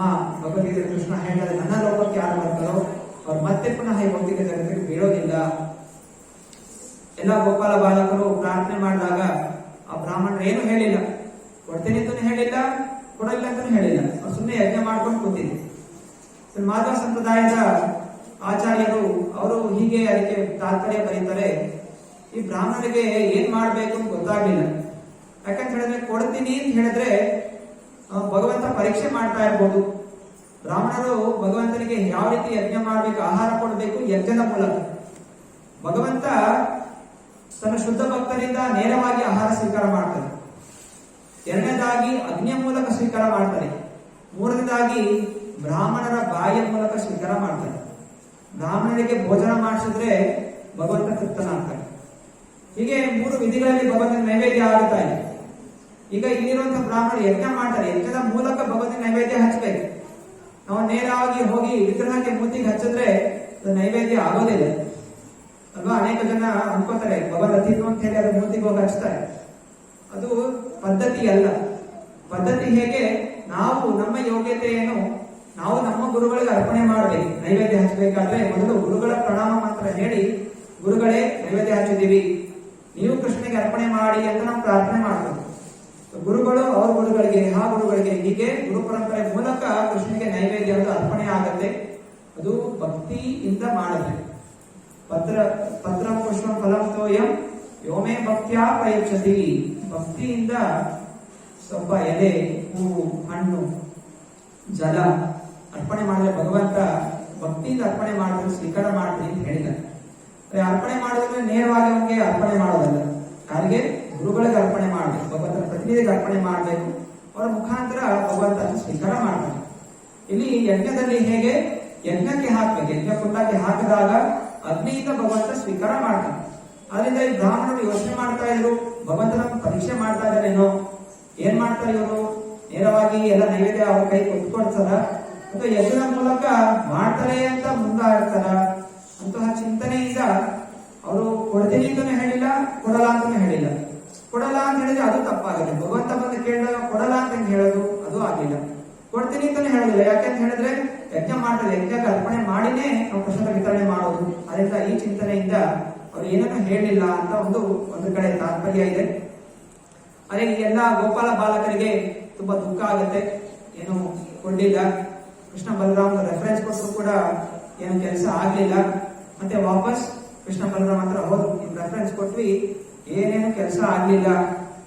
ನಾದೇ ಯದೋ ಮಿತಿ ಪ್ರೋಚೂರ್ಣ ನೇತಿ ಚ ಪರಂತಪ ಗೋಪ ನಿರಾಶಃ ಪ್ರತ್ಯೇತ್ಯ ತತೋಚು ಕೃಷ್ಣ ರಾಮಯೋಹೋ. ಹೇ ವೈಲಿ ಮರ್ದನನೇ, ಆ ಬ್ರಾಹ್ಮಣರು ಉತ್ತರ ರೂಪದಲ್ಲಿ ಉಂಟು ಅಥವಾ ಇಲ್ಲ ಎಂದು ಕೂಡ ಹೇಳದಿದ್ದಾಗ ಗೋಪಬಾಲ ನಿರಾಶರಾಗಿ ಕೃಷ್ಣ ಮತ್ತು ರಾಮರ ಬಳಿಗೆ ಹೋಗಿ ಇದನ್ನು ವರದಿ ಮಾಡಿದರು. ನಡೆದದನ್ನು ಕೇಳಿ ಬ್ರಹ್ಮಾಂಡದ ಪ್ರಭುವಾದ ದೇವತಮ ಪರಪುರುಷನು ಸುಮ್ಮನೆ ನಕ್ಕು ಬಿಟ್ಟನು. ಈ ಜಗತ್ತಿನಲ್ಲಿ ಜನಗಳು ಹೇಗೆ ವರ್ತಿಸುತ್ತಾರೆ ಎಂಬುದನ್ನು ಅವರಿಗೆ ತೋರಿಸುತ್ತಾ ಆ ಗೋಪಾಲರನ್ನು ಉದ್ದೇಶಿಸಿ ಹೀಗೆ ನುಡಿದರು. ಭಗವಂತ ತೋರಿಸ್ಕೊಡ್ಬೇಕಾಗಿತ್ತು ಹೇಗೆ ಜನ ಭೌತಿಕ ಜಗತ್ತಿನಲ್ಲಿ ಯಾವಾಗ ಭೌತಿಕ ವಿಷಯಗಳಲ್ಲಿ ಅಟ್ಕೋತಾರೆ ಆಗ ಅವರಿಗೆ ಭಗವಂತನ ವಿಚಾರಗಳು ತಲೆಗೆ ಹೋಗೋದಿಲ್ಲ. ಆದ್ರಿಂದ ಭೌತಿಕ ವಿಷಯಗಳಿಗೆ ಅಂಟ್ಕೋಬಾರದು, ಭೌತಿಕವಾಗಿ ಬಲಿಬೇಕು ಅಂತ ಆಸಕ್ತಿ ಇಟ್ಕೋಬಾರದು. ಎಲ್ಲವೂ ಭಗವಂತನಿಗೆ ಸಮರ್ಪಣೆ ಮಾಡಬೇಕು. ಭಗವಂತನಿಗೆ ನಾನು ಕೊಟ್ರೆ ನಾವು ಐಶ್ವರ್ಯದಿಂದ ಇರ್ತೀವಿ, ಇಲ್ಲ ಅಂತ ಹೇಳಿದ್ರೆ ಹಾಗೆ ಇರ್ತೀವಿ. ಯಥಾ ತಥಾವ ವಿದ್ಯಾರ್ಥಿ ಲಕ್ಪಟೋ ಮತ್ ಪ್ರಾಣನಾಥಸ್ತು ಸಯೇವ ನಾಪರಹ. ಶುದ್ಧ ಭಕ್ತರು ಅಂತ ಹೇಳಿದ್ರೇನು? ಏ ಭಗವಂತ, ನಾನಿನ್ ಕೈಗೋಗ್ಬೇಕು, ನೀನ್ ಹೆಂಗ್ ಬೇಕಾದ್ರೂ ಆಟ ಆಡ್ಸಿ, ನಮ್ಗೆ ಕಣ್ಮುಂದೆ ಕಾಣಿಸ್ಕೊಂಡು ಅಪ್ಕೋತ್ಯಾ ಅಪ್ಪೋ, ಕಾಣಿಸ್ಕೊಳ್ದೆ ನಮ್ಮನ್ನ ತಿರಸ್ಕಾರ ಮಾಡು, ನೀನೇನೇ ಮಾಡಿದ್ರು ಪರವಾಗಿಲ್ಲ, ನಾನು ಯಾವತ್ತೂ ನಿಮ್ಮನ್ನು ಬಿಡೋದಿಲ್ಲ, ನಿನ್ನ ಪಾದಗಳನ್ನೇ ಹಿಡ್ಕೋತೀವಿ, ನಿನ್ನ ನಾಮಸ್ಮರಣೆ ಮಾಡ್ತೀವಿ. ಇದು ಶುದ್ಧ ಭಕ್ತರ ಲಕ್ಷಣ. ಪ್ರಹ್ಲಾದ್ ಮಹಾರಾಜ ನನ್ನ ತಂದೆ ಹಿರಣ್ಯಕಶಿಪು ಎಷ್ಟೆಲ್ಲಾ ಕಿರುಕುಳ ಕೊಟ್ಟರು ಅವನು ಯಾವತ್ತೂ ಭಗವಂತನ ಬೈಕೊಳ್ಳಿಲ್ಲ. ನೀನ್ ನಾಮಸ್ಮರಣೆ ಮಾಡಿ ನಂಗೆ ಏನ್ ಸಿಕ್ತು, ಯಾಕೆ ನಮ್ಮ ತಂದೆ ಇಷ್ಟು ಕಷ್ಟ ಪಡ್ತಾ ಇದ್ದಾರೆ, ಇದೆಲ್ಲ ಏನು ವಿಚಾರ ಮಾಡಲಿಲ್ಲ. ಅವನು ಕೇವಲ ಭಗವಂತನ ನಾಮಸ್ಮರಣೆ ಮಾಡ್ತಾ ಇಲ್ಲ. ಹೀಗೆ ಭಕ್ತರ ಗುಣ ಇರಬೇಕು. ಕೃಷ್ಣ ಹೇಳಿದ, ಮಾಂ ಜ್ಞಾಪಯತ ಪತ್ನಿಭ್ಯಃ ಸಸಂಕರ್ಷಣಮಾಗತಂ ದಾಸ್ಯಂತಿ ಕಾಮಮನ್ನಂ ವಹ ಸ್ನಿಗ್ಧಾಮಯ್ಯಶಿತಾರಿಯ. ನಾನು ಸಂಕರ್ಷಣದೊಂದಿಗೆ ಬಂದಿದ್ದೇನೆಂದು ಬ್ರಾಹ್ಮಣರ ಪತ್ನಿಯರಿಗೆ ಹೇಳಿ, ಅವರು ಖಂಡಿತವಾಗಿ ನೀವು ಬಯಸುವ ಆಹಾರವನ್ನು ನೀಡುತ್ತಾರೆ. ಏಕೆಂದರೆ ನನ್ನನ್ನು ಕಂಡರೆ ಅವರಿಗೆ ಅತ್ಯಂತ ವಾತ್ಸಲ್ಯ ಮತ್ತು ನಿಜವಾಗಿ ಅವರು ತಮ್ಮ ಬುದ್ಧಿಯನ್ನು ನನ್ನಲ್ಲಿಯೇ ನೆಲೆಗೊಳಿಸಿದ್ದಾರೆ. ಕೃಷ್ಣ ಇವಾಗ ಹೇಳ್ತಾ ಇದ್ದಾನೆ, ಸರಿ ಬ್ರಾಹ್ಮಣರು ಕೊಡ್ಲಿಲ್ಲ, ಈಗ ನೀವೆಲ್ಲ ಅವರ ಹಿಂದೆ, ಆಶ್ರಮದ ಹಿಂದೆ ಅವ್ರ ಅಡಿಗೆ ಮನೆ ಇದೆ, ಅಲ್ಲೆಲ್ಲ ಬ್ರಾಹ್ಮಣರ ಪತ್ನಿಯರಿದ್ದಾರೆ, ಅವರ ಹತ್ರ ಹೋಗಿ ಹೇಳಿ ಕೃಷ್ಣ ಬಲರಾಮರು ಬಂದಿದ್ದಾರೆ. ಮೊದಲು ಏನ್ ಹೇಳ್ತಾ ಕೃಷ್ಣ ಬ್ರಾಹ್ಮಣರಿಗೆ ಹೋದಾಗ ಕೃಷ್ಣ ಬಲರಾಮನಿಗೆ ಹಸಿವಾಗ್ತಾ ಇದೆ, ಆಹಾರ ಕೊಡಿ ಅಂತ ಹೇಳಿದ್ರು. ಅದು ಬ್ರಾಹ್ಮಣರು ಕೊಡ್ಲಿಲ್ಲ. ಇದ್ರೆ ಇಲ್ಲಿ ಬ್ರಾಹ್ಮಣ ಪತ್ನಿಯರಿಗೆ ಹೇಳ್ತಾ ಇರೋದು, ಕೃಷ್ಣ ಬಲರಾಮ ಬಂದಿದ್ದಾರೆ ಹೇಳಿ ಸಾಕು, ಅಷ್ಟು ಹೇಳಿದ್ರೇನೆ ಅವ್ರು ನಿಮ್ಗೆಲ್ಲ ಕೊಡ್ತಾರೆ, ನೀವು ಜಾಸ್ತಿ ಹಸಿವಾಗಿದೆ ಅಂತೆಲ್ಲ ಹೇಳಕ್ ಹೋಗ್ಬೇಡಿ ಅಂತ ಹೇಳಿರ್ತಾರೆ. ಯಾಕಂದ್ರೆ ಅವ್ರಿಗೆ ಗೊತ್ತಿದ್ದು ಭಗವಂತ ಇಲ್ಲಿ ತೋರಿಸ್ಕೊಡ್ತಾ ಇದ್ದಾನೆ, ಈ ಗೋಪ ಬ್ರಾಹ್ಮಣ ಪತ್ನಿಯರಿಗೆ ಭಕ್ತಿ ಜಾಸ್ತಿ. ಸಾಮಾನ್ಯವಾಗಿ ಪುರುಷರಿಗಿಂತ ಸ್ತ್ರೀಯರಿಗೆ ಭಕ್ತಿ, ಪೂಜೆ, ಪುನಸ್ಕಾರ ಇದೆಲ್ಲ ಜಾಸ್ತಿ ಆಸಕ್ತಿ. ಎಷ್ಟು ಜನ ಸ್ತ್ರೀಯರಿದ್ದಾರೆ, ಎಲ್ಲ ಚೆನ್ನಾಗಿ ಸೀರೆ ಹಾಕೊಂಡು ತಿಲಕ ಹಚ್ಕೊಂಡೆಲ್ಲ ಬಂದಿದ್ದಾರೆ. ಇಲ್ಲೆಲ್ಲ ಪುರುಷರು ಬಂದಿದ್ದಾರೆ, ವೃದ್ಧಾಪ್ಯ ಬಂದಿದೆ, ಆದ್ರೂ ಕೂಡ ಇನ್ನು ಪ್ಯಾಂಟ್ ಶರ್ಟ್ ಎಲ್ಲ ಹಾಕೊಂಡು ಬಂದಿದ್ದಾರೆ. ಯುವಕರು ಪ್ಯಾಂಟ್ ಶರ್ಟ್ ಇದ್ದಾರೆ, ಆಸಕ್ತಿ ಇಲ್ಲ. ಎಷ್ಟು ಸಲ ಬಂದಿದ್ದಾರೆ, ಬಾರ್ ನೋಡಿದ್ದಾರೆ, ಬಂದು ನೋಡಿದ್ರು ಕೂಡ ಇನ್ನು ನಾನು ಹಾಗೆ ಬದಲಾಗಬೇಕು ಅಂತ ಮನಸ್ಸು ಇನ್ನು ಬಂದಿಲ್ಲ. ಹೀಗೆ ಇಲ್ಲಿ ತೋರಿಸ್ಕೊಡ್ತಾರೆ ಹೇಗೆ ಭಕ್ತಿ ಎಲ್ಲಿ ತನಕ ನಾನು ಪುರುಷ ಅಂತ ಭಾವನೆ ಇರುತ್ತೆ, ನಾವು ಭಕ್ತಿಯಲ್ಲಿ ತೀವ್ರತೆಯಲ್ಲಿ ತೊಡಗಲಿಕ್ಕೆ ಸಾಧ್ಯ ಇಲ್ಲ. ಪ್ರತಿಯೊಬ್ಬನು ಸ್ತ್ರೀ, ಈ ಜಗತ್ತಿನಲ್ಲಿ ಪುರುಷ ಅಂತ ಒಬ್ಬನೇ ಅವನು ಕೃಷ್ಣ. ಈ ಶರೀರ ನಾವಿರುವಂತದ್ದು ಪುರುಷ ಶರೀರ ಇದೆ, ಆದ್ರೆ ಆತ್ಮ ಅದು ಪ್ರಕೃತಿ. ನಾವು ಪುರುಷ ಅಂತ ತಿಳ್ಕೊಂಡು ನಮ್ಗೆ ಸ್ವಲ್ಪ ಅಹಂಕಾರ ಇರುತ್ತೆ, ಆದ್ರಿಂದ ನಾವು ಅಷ್ಟು ಸುಲಭವಾಗಿ ಭಕ್ತಿಗೆ ಬರೋದಿಲ್ಲ. ಎಲ್ಲ ನಮ್ಮ ಹೆಂಡತಿ ಮಾಡ್ಕೋತಾರೆ, ಅವ್ರು ಮಾಡ್ಕೋತಾರೆ, ಇವ್ರು ಮಾಡ್ತಾರೆ, ಪೂಜೆ ಪುನಸ್ಕಾರ, ಟೈಮ್ ಇಲ್ಲ ಅಂತ ಹೇಳ್ತೀವಿ, ಬರೀ ಹಣ ಸಂಪಾದನೆ ಮಾಡೋದು. ಅದರಿಂದ ಏನಾಗ್ತದೆ, ಬರೋ ಜನ್ಮದಲ್ಲಿ ಪುರುಷರು ತಿರ್ಗಾ ಇಲ್ಲೇ ಹುಟ್ಕೋತಾರೆ, ಸ್ತ್ರೀಯರು ಭಗವಂತನ ಧಾಮಕ್ಕೆ ಹೋಗ್ಬಿಡ್ತಾರೆ. ಆದ್ರಿಂದ ನಾವು ಪುರುಷ ಇರಲಿ ಸ್ತ್ರೀ ಇರಲಿ ಶ್ರದ್ಧಾ ಭಕ್ತಿಯಿಂದ ನಾವು ಭಕ್ತಿ ಆಚರಣೆಗಳನ್ನು ಎಲ್ಲಾ ವಿಚಾರಗಳನ್ನು ಮಾಡಬೇಕು. ಈಗ ಕೃಷ್ಣ ಹೋಗಿ ಹೇಳಿದಾನೆ, ಎಲ್ಲ ಗೋಪಬಾಲಕ್ಕೆ ಹೋಗಿ ಗೋಪಿ ಬ್ರಾಹ್ಮಣ ಪತ್ನಿಯರಿಗೆ ಹೇಳಿ ಕೃಷ್ಣ ಬಲರಾಮ ಬಂದಿದ್ದಾರೆ. ಗೋಪಬಾಲರ ನಂತರ ಬ್ರಾಹ್ಮಣರ ಪತ್ನಿಯರು ತಂಗಿದ್ದ ಮನೆಗೆ ಹೋದರು. ಅಲ್ಲಿ ಅವು ಸೌಭಾಗ್ಯವತಿಯರು ಚೆಲುವಾದ ಆಭರಣಗಳಿಂದ ಅಲಂಕೃತವಾಗಿ ಕುಳಿತಿರುವುದನ್ನು ಬಾಲಕರು ನೋಡಿದರು. ಬ್ರಾಹ್ಮಣರ ಪತ್ನಿಯರಿಗೆ ತೆರವಾಗಿ ಆ ಬಾಲಕರು ವಿನಯದಿಂದ ಅವರನ್ನು ಕುರಿತು ಹೀಗೆ ಹೇಳಿದರು: ನಮೋ ವೋ ವಿಪ್ರ ಪತ್ನಿಭ್ಯೋ ನಿಬೋಧತ ವಚಾಂಸಿನಃ ಹಿತೋ ಅವಿದಿರೋ ಚರತ ಕೃಷ್ಣ ತೇಷಿತ ವಯಂ. ಹೇ ಪ್ರಾಜ್ಞ ಬ್ರಾಹ್ಮಣರ ಪತ್ನಿಯರೇ, ನಿಮಗೆ ನಮ್ಮ ಪ್ರಣಾಮಗಳು. ದಯವಿಟ್ಟು ನಮ್ಮ ಮಾತುಗಳನ್ನು ಕೇಳಿರಿ. ಸಮೀಪದಲ್ಲಿ ಹೋಗುತ್ತಿರುವ ಶ್ರೀಕೃಷ್ಣನು ನಮ್ಮನ್ನು ಇಲ್ಲಿಗೆ ಕಳಿಸಿದ್ದಾನೆ. ಬಲರಾಮ ಮತ್ತು ಗೋಪಬಾಲರ ಜೊತೆಗೂಡಿ ಗೋವುಗಳನ್ನು ಮೇಯಿಸುತ್ತಾ ಅವನು ತುಂಬಾ ದೂರ ಬಂದು ಬಿಟ್ಟಿದ್ದಾನೆ. ಅವನು ಹಸಿದಿದ್ದಾನೆ. ಆದ್ದರಿಂದ ಅವನಿಗೂ ಮತ್ತು ಅವನ ಸಂಗಾತಿಗಳಿಗೂ ಏನಾದರೂ ಆಹಾರವನ್ನು ನೀವು ಕೊಡಲೇಬೇಕು. ಗೋಪಬಾಲಕರು ಹೋಗಿ ಇಲ್ಲೂ ಕೂಡ ನಮಸ್ಕಾರ, ಗೌರವ ಭಾವನೆಯಿಂದ ನಮಸ್ಕಾರ ಮಾಡಿದ್ದಾರೆ. ಬ್ರಾಹ್ಮಣ ಪತ್ನಿಯರು ತಾಯಿಗೆ ಹಾಗೆ ನೋಡಬೇಕು. ಪ್ರತಿಯೊಬ್ಬ ಮನುಷ್ಯನಿಗೂ ಶಾಸ್ತ್ರ ಹೇಳಿರುವ ಹಾಗೆ 6 ತಾಯಿಯಂದಿರಿರ್ತಾರೆ. ಒಂದು ತನ್ನ ಜನ್ಮ ಕೊಟ್ಟಂತಹ ತಾಯಿ, ಎರಡನೇದು ಮಗು ಡೆಲಿವರಿ ಆಗ್ಬೇಕಾದ್ರೆ ಜೊತೆಲಿ ಒಬ್ಬ ನರ್ಸ್ ಇರ್ತಾಳೆ, ಆ ನರ್ಸ್ ಕೂಡ ತಾಯಿಯ ಸ್ವರೂಪ. ಮೂರನೇದಾಗಿ ಈ ಭೂಮಿ ಪೃಥ್ವಿ, ಇದು ತಾಯಿ. ನಾಲ್ಕನೇದು ರಾಜಪತ್ನಿಕ, ರಾಜನ ಹೆಂಡತಿ, ಅವಳು ತಾಯಿ. ಆಮೇಲೆ 5ನೇದು ಗೋ, ಆಕಳು, ಅದು ತಾಯಿ. ತಾಯಿ ಹಾಲು ಕುಡಿದ ಮೇಲೆ ಜೀವನ ಪಡೆಯುತ್ತೆ. ನಾವು ಆಕಳ ಹಾಲು ಕುಡಿದು ನಾವು ಬೆಳಿತೀವಿ, ಎಂದ ಗೋ ಕೂಡ ತಾಯಿ. ಹಾಗೂ 6ನೇದು ಬ್ರಾಹ್ಮಣ ಪತ್ನಿಯರು ಕೂಡ ತಾಯಿಯಾಗಿ ನೋಡಬೇಕು. ಶಾಸ್ತ್ರ ಎಂದು ಕೂಡ ಹೋಗಿ ಹೇಳುತ್ತೆ, ಕೇವಲ ಇರೊಂದೇ ಅಲ್ಲ, ನಿಜವಾದ ಪಂಡಿತ ಯಾರು? ಎಲ್ಲಾ ಪರಸ್ತ್ರೀಯರನ್ನು, ತನ್ನ ಹೆಂಡತಿ ಒಬ್ಬಳನ್ನು ಬಿಟ್ಟು ಇನ್ನೆಲ್ಲಾ ಸ್ತ್ರೀಯರನ್ನು ಯಾರು ತಾಯಿಯಾಗಿ ಕಾಣ್ತಾರೋ ಅವನೇ ನಿಜವಾದ ಪಂಡಿತ. ಮಾತೃವತ್ ಪರದಾರೇಶು ಪರದ್ರವ್ಯೇಶು ಲೋಷ್ಣವತ್ ಆತ್ಮವತ್ ಸರ್ವಭೂತೇಶು ಯಹ ಪಶ್ಯತಿ ಸಹ ಪಂಡಿತ. ಪಂಡಿತ ಅಂದ್ರೆ ಯಾರು? ಮಾತೃವತ್ ಪರದಾರೇಶು, ಬೇರೆಯವರ ಹೆಂಡತಿಯರನ್ನು ತಾಯಿಯಾಗಿ ಗೌರವಿಸಬೇಕು. ಹಾಗೆ ಸ್ತ್ರೀಯರು ಕೂಡ ಪುರುಷನ ಹೇಗೆ ನೋಡಬೇಕು? ಮಗುವಾಗಿ ನೋಡಬೇಕು, ಮಗನಾಗಿ ನೋಡಬೇಕು, ಬೇರೆ ಯಾವುದು ಭಾವನೆ ಇರಬಾರದು. ಪರದ್ರವ್ಯೇಶು ಲೋಷ್ಣವತ್, ಬೇರೆಯವರ ಒಂದು ವಸ್ತುಗಳನ್ನು ಅದು ಕಸದ ಹಾಗೆ ನೋಡಬೇಕು. ಬೇರೆ ವಸ್ತು ನೋಡಿದಾಗ ನಾನು ಅದನ್ನು ಕಬಳಿಸ್ಕೋಬೇಕು ಅಂತ ಆಸೆ ಇರಬಾರದು. ಆತ್ಮವತ್ ಸರ್ವಭೂತೇಶು, ಎಲ್ಲಾ ಜೀವಿಗಳಲ್ಲಿ ಆತ್ಮ ಇದೆ ಅಂತ ನೋಡಬೇಕು. ಹೀಗೆ ಯಾರು ತಿಳಿಯುತ್ತಾನೋ, ಜ್ಞಾನ ಹೊಂದಿದ್ದಾನೋ ಅವನೇ ಪಂಡಿತ. ಯಾವಾಗ ನಾವು ಎಲ್ಲದರಲ್ಲೂ ಆತ್ಮ ಇದೆ, ಎಲ್ಲವೂ ಪರಮಾತ್ಮನ ಒಂದು ಅಂಶಗಳು ಅಂತ ನೋಡ್ತೀವಿ, ಆಗ ನಮ್ಮಲ್ಲಿ ಕರುಣಾಮಯಿ ಭಾವನೆ ಅನ್ನೋದು ಇರುತ್ತೆ. ಹೀಗೆ ಈ ಗೋಪಾಲ ಬಾಲಕರು ಗೌರವದಿಂದ ಈ ಬ್ರಾಹ್ಮಣ ಪತ್ನಿಯರಿಗೆ ಗೌರವ ಸಲ್ಲಿಸಿದ್ದಾರೆ.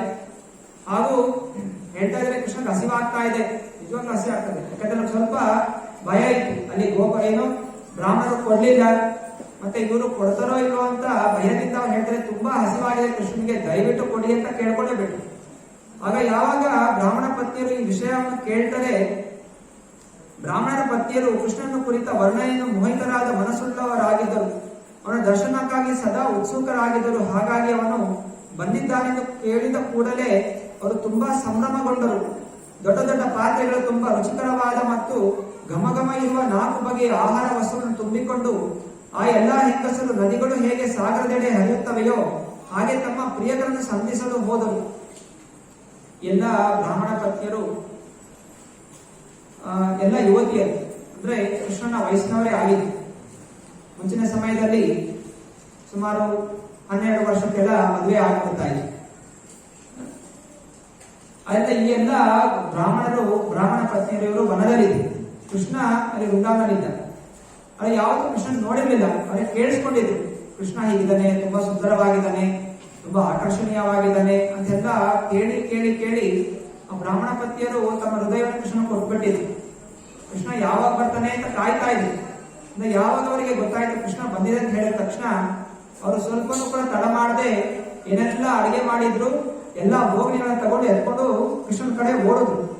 ಅವರನ್ನು ಹೋಗದಂತೆ ತಡೆಯಲು ಅವರ ಗಂಡಂದಿರು, ಸೋದರರು, ಪುತ್ರರು ಮತ್ತು ಇತರ ಬಂಧುಗಳು ಪ್ರಯತ್ನಿಸಿದರು.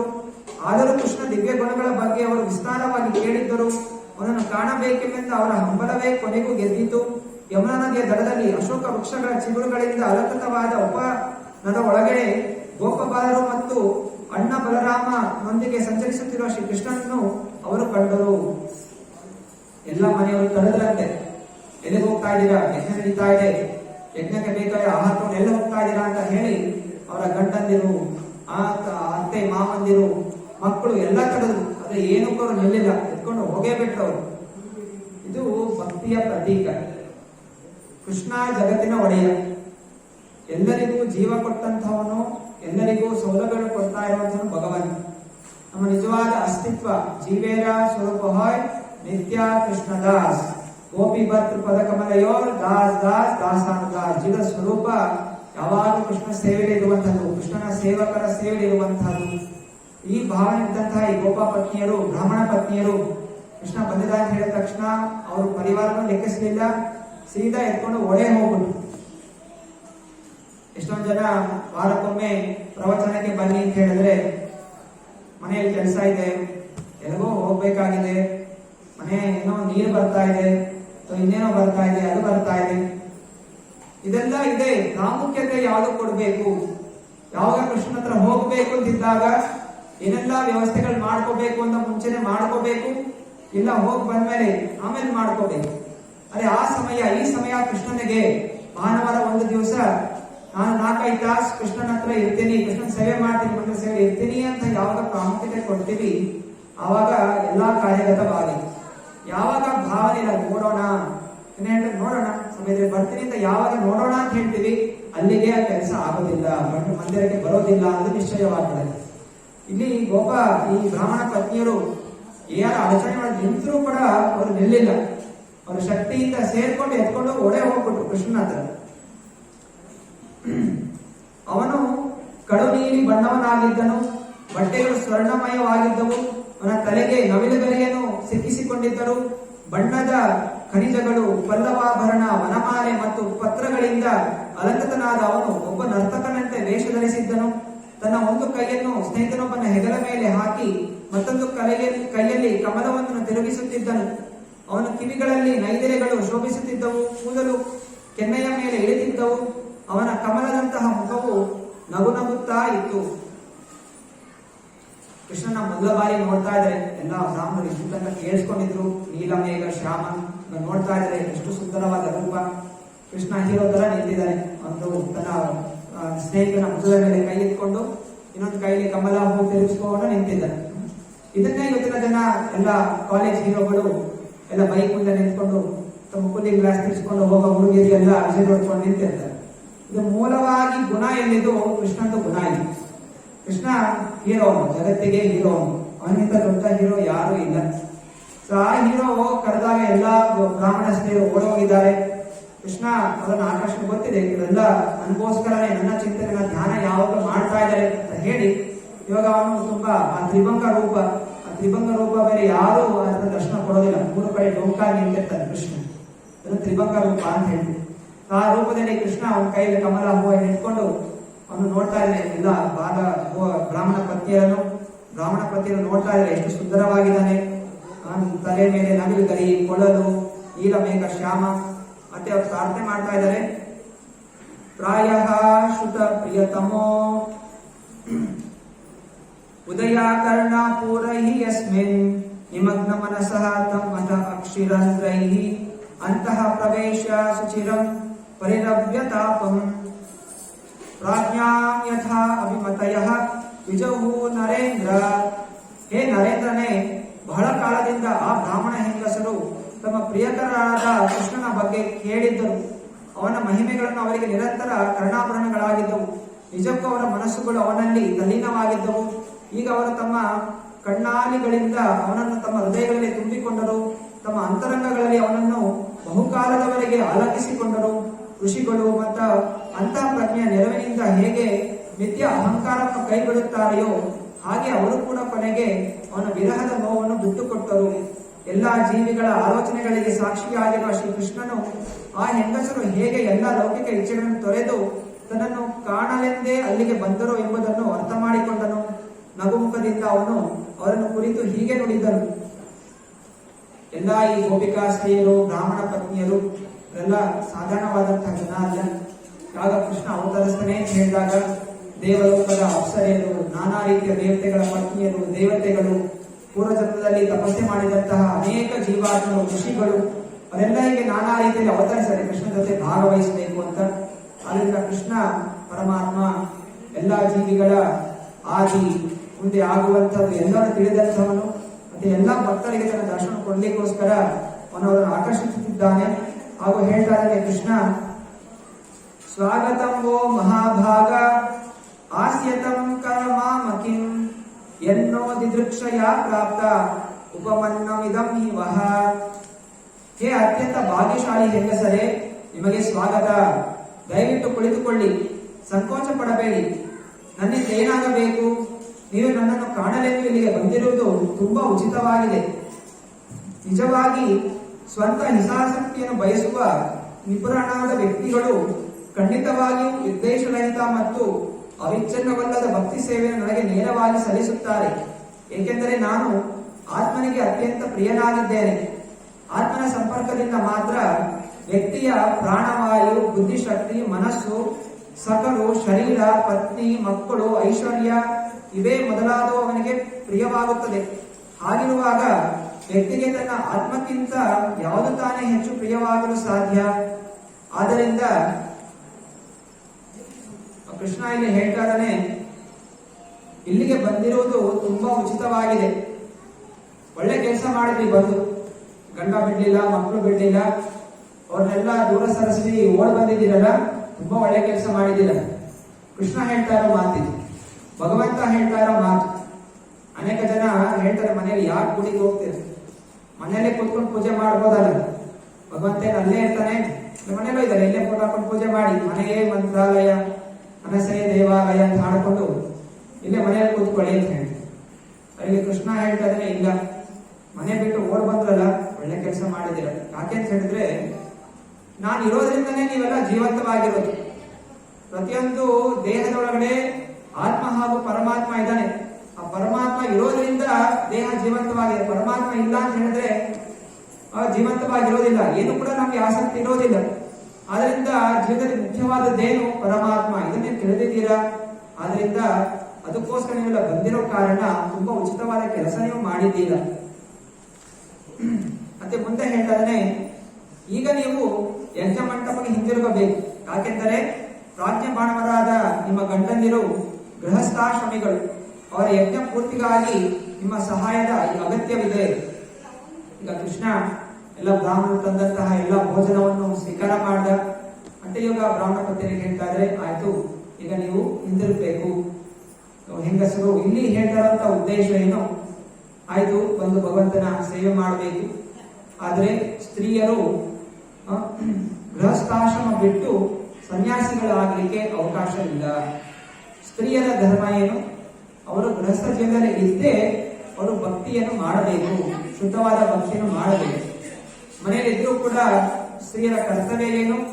ಅವರು ಯಾವಾಗಲೂ ದಿನನಿತ್ಯ ಹರೇ ಕೃಷ್ಣ ಕೃಷ್ಣ ಕೃಷ್ಣ ಹರೇ ಹರೇ, ಹರೇ ರಾಮ ರಾಮ ರಾಮ ಹರೇ ಹರೇ ಎಂದು ಜಪಿಸುತ್ತಾ ಕೃಷ್ಣ ಲೀಲಾ ರೂಪ ಇದನ್ನೆಲ್ಲ ಮನಸ್ಸಿಗೆ ಸ್ಮರಣೆ ಮಾಡ್ತಾ ಇರ್ಬೇಕು. ಹಾಗೂ ಮನೆಯಲ್ಲಿ ಅಡುಗೆ ಮಾಡಬೇಕಾದ್ರೆ ಆ ಚಿಂತನೆಯಿಂದಲೇ ಸ್ಮರಣೆ ಮಾಡೋದ್ರಿಂದ ಆ ಆಹಾರ ಶುದ್ಧವಾಗುತ್ತೆ. ಆ ಆಹಾರವನ್ನು ಗಂಡನಿಗೆ, ಮಕ್ಕಳಿಗೆ, ಅತ್ತೆ ಮಗನಿಗೆ ಬಡಿಸೋದ್ರಿಂದ ಅವರಿಗೂ ಕೂಡ ಕೃಷ್ಣ ಭಕ್ತಿಯನ್ನು ಸಿಗುತ್ತೆ. ಆದ್ರಿಂದ ನೀವೆಲ್ಲ ಇವಾಗ ಹಿಂದಿರುಗಬೇಕು ಎಂದು ಕೃಷ್ಣ ಹೇಳ್ತಾ ಇದ್ದಾನೆ. ಶ್ರೀ ಪತ್ನ್ಯಾ ಊಚುಹು ಮೈವಂ ವಿಭೋ ಅರ್ಹತಿ ಭವಾನ್ ಗತಿತುಂ ನೃಶಾಸಂ ಸತ್ಯಂ ಕುರುಷ್ವ ನಿಗಮಂ ತವ ಪಾದ ಮೂಲಂ ಪ್ರಾಪ್ತಾ ವಯಂ ತುಳಸಿಧಾಮ ಪದಾವಶುಷ್ಟಂ ಕೇಶೈರ್ ನಿಗೂಢು ಮತಿಲಂಗ್ಯ ಸಮಸ್ತ ಬಂಧು. ಬ್ರಾಹ್ಮಣ ಪತ್ನಿಯರು ಉತ್ತರಿಸಿದ್ರು, ಹೇ ಸರ್ವಶಕ್ತನೇ, ದಯವಿಟ್ಟು ಅಂತಹ ಕ್ರೂರ ಮಾತುಗಳನ್ನು ಆಡಬೇಡಿ. ನಿನ್ನ ಭಕ್ತರ ಇಷ್ಟಾರ್ಥಗಳನ್ನು ಸದಾ ನೆರವೇರಿಸಬೇಕೆಂಬ ನಿನ್ನ ವಚನವನ್ನು ನೀನೀಗ ಪಾಲಿಸಬೇಕು. ನಾವೀಗ ನಿನ್ನ ಪಾದ ಕಮಲವನ್ನು ಹೊಂದಿರುವುದರಿಂದ ನೀನು ನಿನ್ನ ಪಾದ ಕಮಲಗಳಿಂದ ಒದ್ದು ತಿರಸ್ಕರಿಸಿದ ತುಳಸಿ ಹಾರಗಳನ್ನು ನಮ್ಮ ತಲೆಯ ಮೇಲೆ ಇರಿಸಿಕೊಳ್ಳುವ ಸಲುವಾಗಿ ಈ ಅರಣ್ಯದಲ್ಲಿಯೇ ಇದ್ದು ಬಿಡಲು ಆಶಿಸುತ್ತೇವೆ. ನಾವು ಎಲ್ಲಾ ಬಗೆಯ ಭೌತಿಕ ಸಂಬಂಧವನ್ನು ತೊರೆಯಲು ಸಿದ್ಧರಾಗಿದ್ದೇವೆ. ನಮ್ಮ ಗಂಡಂದಿರು, ತಂದೆಯರು, ಪುತ್ರರು, ಸೋದರರು ಮತ್ತು ಇತರ ಸಂಬಂಧಿಗಳು ಮತ್ತು ಸ್ನೇಹಿತರು ಯಾರು ನಮ್ಮನ್ನು ಪರಿಗ್ರಹಿಸುವುದಿಲ್ಲ. ಬೇರೆ ಯಾರು ತಾನೇ ನಮಗೆ ಆಶ್ರಯ ನೀಡುತ್ತಾರೆ? ಆದ್ದರಿಂದ ಹೇ ಶತ್ರು ದಮನನೇ, ನಮ್ಮನ್ನು ನಾವು ನಿನ್ನ ಪಾದ ಕಮಲಗಳಲ್ಲಿ ಅರ್ಪಿಸಿಕೊಂಡಿರುವುದರಿಂದಲೂ ನಮಗೆ ಬೇರೆ ಯಾವ ಗತಿಯೂ ಇಲ್ಲುವುದರಿಂದಲೂ ದಯವಿಟ್ಟು ನಮ್ಮ ಬಯಕೆಯನ್ನು ಈಡೇರಿಸು. ಬ್ರಾಹ್ಮಣ ಪತ್ನಿ ಹೇಳ್ತಾ ಇದ್ದಾರೆ, ಕೃಷ್ಣ, ನಮ್ಗೆ ನಿಜವಾಗಿ ಯಾರು ಸಹಾಯ ಮಾಡೋದಿಲ್ಲ. ಎಲ್ಲ ಗಂಡ, ತಂದೆ, ಮಕ್ಕಳು, ಸೋದರರು ಇವರೆಲ್ಲ ತಾತ್ಕಾಲಿಕ. ಇವರು ತತ್ವಜ್ಞಾನ ಹೇಳ್ತಾ ಇದ್ದಾರೆ. ಎಷ್ಟು ತನಕ ಗಂಡ ಇರ್ತಾನೆ, ಜೀವಂತವಾಗಿರೋ ತನಕ ಇರ್ತಾನೆ. ಅಕಸ್ಮಾತ್ ಆಗಿ ಹೆಂಡತಿ ಸತ್ತೋಗ್ಬಿಟ್ರೆ ಗಂಡ ಜೊತೆಗೆ ಬರ್ತಾನೇನು? ಅಥವಾ ಗಂಡನೇ ಸತ್ತೋದ ಹೆಂಡತಿ ಹೋಗ್ತಾನೆ ಜೊತೆಯಲ್ಲಿ? ಹೋಗೋದಿಲ್ಲ. ಅಂದ್ರೆ ಈ ದೇಹ ಒಂದು ಪ್ರಯಾಣ. ಈ ಪ್ರಯಾಣದಲ್ಲಿ ಯಾರ್ಯಾರೋ ಜೊತೆಗಿರ್ತಾರೆ, ಸಮಯ ಬಂದಾಗ ಅವರು ಬಿಟ್ಟು ಹೋಗ್ತಾ ಇರ್ತಾರೆ. ಅದೇ ಜೀವನ ಪರ್ಯಂತ, ಜೀವನ ಬರೋಕ್ಕಿಂತ ಮುಂಚೆನು, ಜೀವನ ನಂತರ ಜೊತೆಗೆ ಬರುವಂತವನು ನೀನು ಒಬ್ಬನೇ. ಆದ್ರಿಂದ ನಾವು ನಿನ್ ಜೊತೆನೆ ಇರ್ತೀವಿ, ನಾವು ವಾಪಸ್ ಹೋಗೋದಿಲ್ಲ. ಅವ್ರನ್ನೆಲ್ಲ ನಾವು ಬಿಟ್ಬಿಟ್ಟಿದೀವಿ, ಮುಂಚೆನೆ ಬಿಟ್ಬಿಟ್ಟಿದ್ವಿ. ನಮ್ಗೆ ಅವ್ರ ಮೇಲೆ ಏನು ಮೋಹ ಇರ್ಲಿಲ್ಲ. ಅದ್ರ ಕರ್ತವ್ಯ ಅಂತ ಹೇಳಿ ಜೊತೆಗಿದ್ವಿ. ಆದ್ರೆ ನಿನ್ನ ದರ್ಶನ ಆದ್ಮೇಲೆ, ನಿನ್ನ ಸಂಘ ಆದ್ಮೇಲೆ ನಾವು ಮತ್ತೆ ಹೋಗ್ಲಿಕ್ಕೆ ಇಚ್ಛೆ ಬಯಸೋದಿಲ್ಲ. ದಯವಿಟ್ಟು ನೀನ್ ಹೇಳ್ತೀಯ, ಯೋಗಕ್ಷೇಮಂ ವಹಾಮ್ಯಹಂ. ಭಗವದ್ಗೀತೆ ಎಲ್ಲ ಓದಿದ್ದಾರೆ ಅವರೆಲ್ಲ. ಭಗವಂತ ಹೇಳ್ತಾನೆ, ಯಾರು ನನ್ನ ಭಕ್ತಿ ಮಾಡ್ತಾರೆ ನಾನೇ ಅವ್ರನ್ನ ನೋಡ್ಕೋತೀನಿ ಅಂತ ಹೇಳಿದ್ಯಾ. ಆದ್ರಿಂದ ನಾವು ನಮ್ಮನ್ನು ನೀನೇ ನೋಡ್ಕೋಬೇಕು, ನನ್ಗೆ ಬೇರೆ ಯಾರು ಬೇಕಾಗಿಲ್ಲ ಅಂತ ಎಲ್ಲ ಬ್ರಾಹ್ಮಣ ಪತ್ನಿಯರು ಹೇಳ್ತಾ ಇದ್ದಾರೆ. ಶ್ರೀ ಭಗವಾನ್ ವಾಚ ಪತಯೋ ನಾಭ್ಯಸೂಯೇರನ್ ಪಿತೃಭಾತೃ ಸುತಾದಯಃ ಲೋಕಾಶ್ವೋ ಮಯೋಪೇತ ದೇವಾಪ್ಯ ನಮತ್ವತೆ. ಏಕಂ ಪರಮಪುರುಷ ಉತ್ತರಿಸಿದನು, ನಿಮ್ಮ ಪತಿಯರು, ನಿಮ್ಮ ತಂದೆಯರು, ಸೋದರರು, ಪುತ್ರರು, ಇತರ ಬಂಧುಗಳು ಅಥವಾ ಜನಸಾಮಾನ್ಯರು ನಿಮ್ಮ ಬಗ್ಗೆ ಪ್ರತಿಕೂಲರಾಗುವುದಿಲ್ಲ ಎಂದು ಖಚಿತವಾಗಿ ತಿಳಿಯಲಿ. ಅವರಿಗೆ ನಾನೇ ಸ್ವತಃ ಸಂದರ್ಭವನ್ನು ತಿಳಿಯೋ ಹೇಳುತ್ತೇನೆ. ಅಷ್ಟೇಕೆ ದೇವತೆಗಳು ಕೂಡ ಇದಕ್ಕೆ ಸಮ್ಮತಿಸುತ್ತಾರೆ. ನೀವು ನನ್ನೊಂದಿಗೆ ದೈಹಿಕ ಸಂಪರ್ಕವನ್ನು ಹೊಂದುವುದನ್ನು ಈ ಜಗತ್ತು ಸಹಿಸುವುದಿಲ್ಲ. ಅಥವಾ ನೀವು ನನ್ನ ಮೇಲೆ ಪ್ರೇಮವನ್ನು ಹಚ್ಚಿಸಿಕೊಳ್ಳುವ ಉತ್ತಮ ವಿಧಾನವೂ ಇದಲ್ಲ. ಇದರ ಬದಲು ನೀವು ನಿಮ್ಮ ಮನಸ್ಸುಗಳನ್ನು ನನ್ನಲ್ಲಿ ಸ್ಥಿರವಾಗಿರಿಸಿ, ಆಗ ಬಹು ಬೇಗನೆ ನೀವು ನನ್ನನ್ನು ಪಡೆಯುವಿರಿ. ಕೃಷ್ಣ ಹೇಳ್ತಾನೆ, ನೀವು ನೇರವಾಗಿ ನನ್ನ ಸೇವೆ ಮಾಡೋದನ್ನೇ ಸೇವೆ ಅಂತ ಅಲ್ಲ. ನಿಜವಾದ ಸೇವೆ ಅಂತ ಹೇಳಿದ್ರೆ ನಿಮ್ಮ ಮನಸ್ಸು ನನ್ನ ಚಿಂತನೆ ಇರಿಸಿ. ನಿಮ್ಮ ಮನೆಗೆ ಹೋಗಿ, ಮನೆಯಲ್ಲಿ ನಿಮ್ಮ ಗಂಡ, ಅತ್ತೆ, ಮಾವ, ಸೋದರರು, ಮಕ್ಕಳಿಗೆ ಸೇವೆ ಮಾಡಿ, ಆದರೆ ಮನಸ್ಸಲ್ಲಿ ನಾನು ತುಂಬಿಕೊಂಡಿರಬೇಕು. ಇದು ನಿಜವಾದಂತಹ ಭಕ್ತಿ. ಮನ್ಮನಾಹಿ ಮದ್ಭಕ್ತೋ ಮಧ್ಯಾಜಿ ಮಾಂ ನಮಸ್ಕುರು. ಭಗವದ್ಗೀತೆ ಕೃಷ್ಣ ಅರ್ಜುನಿಗೆ ಇದೇ ಹೇಳ್ತಾರೆ. ಅರ್ಜುನನಿಗೆ ಕರ್ಮಯೋಗ, ಜ್ಞಾನ ಯೋಗ, ಅಷ್ಟಾಂಗ ಯೋಗ ಎಲ್ಲ ಹೇಳಿದ್ಮೇಲೆ ಅರ್ಜುನ ಕೇಳೋದಿಷ್ಟೇ, ಕೃಷ್ಣ ಇಷ್ಟೆಲ್ಲ ಪದ್ಧತಿಗಳಾಗೋದಿಲ್ಲ, ಒಂದು ಮಾತಲ್ಲಿ ಹೇಳು ನಾನೇನ್ ಮಾಡ್ಬೇಕು.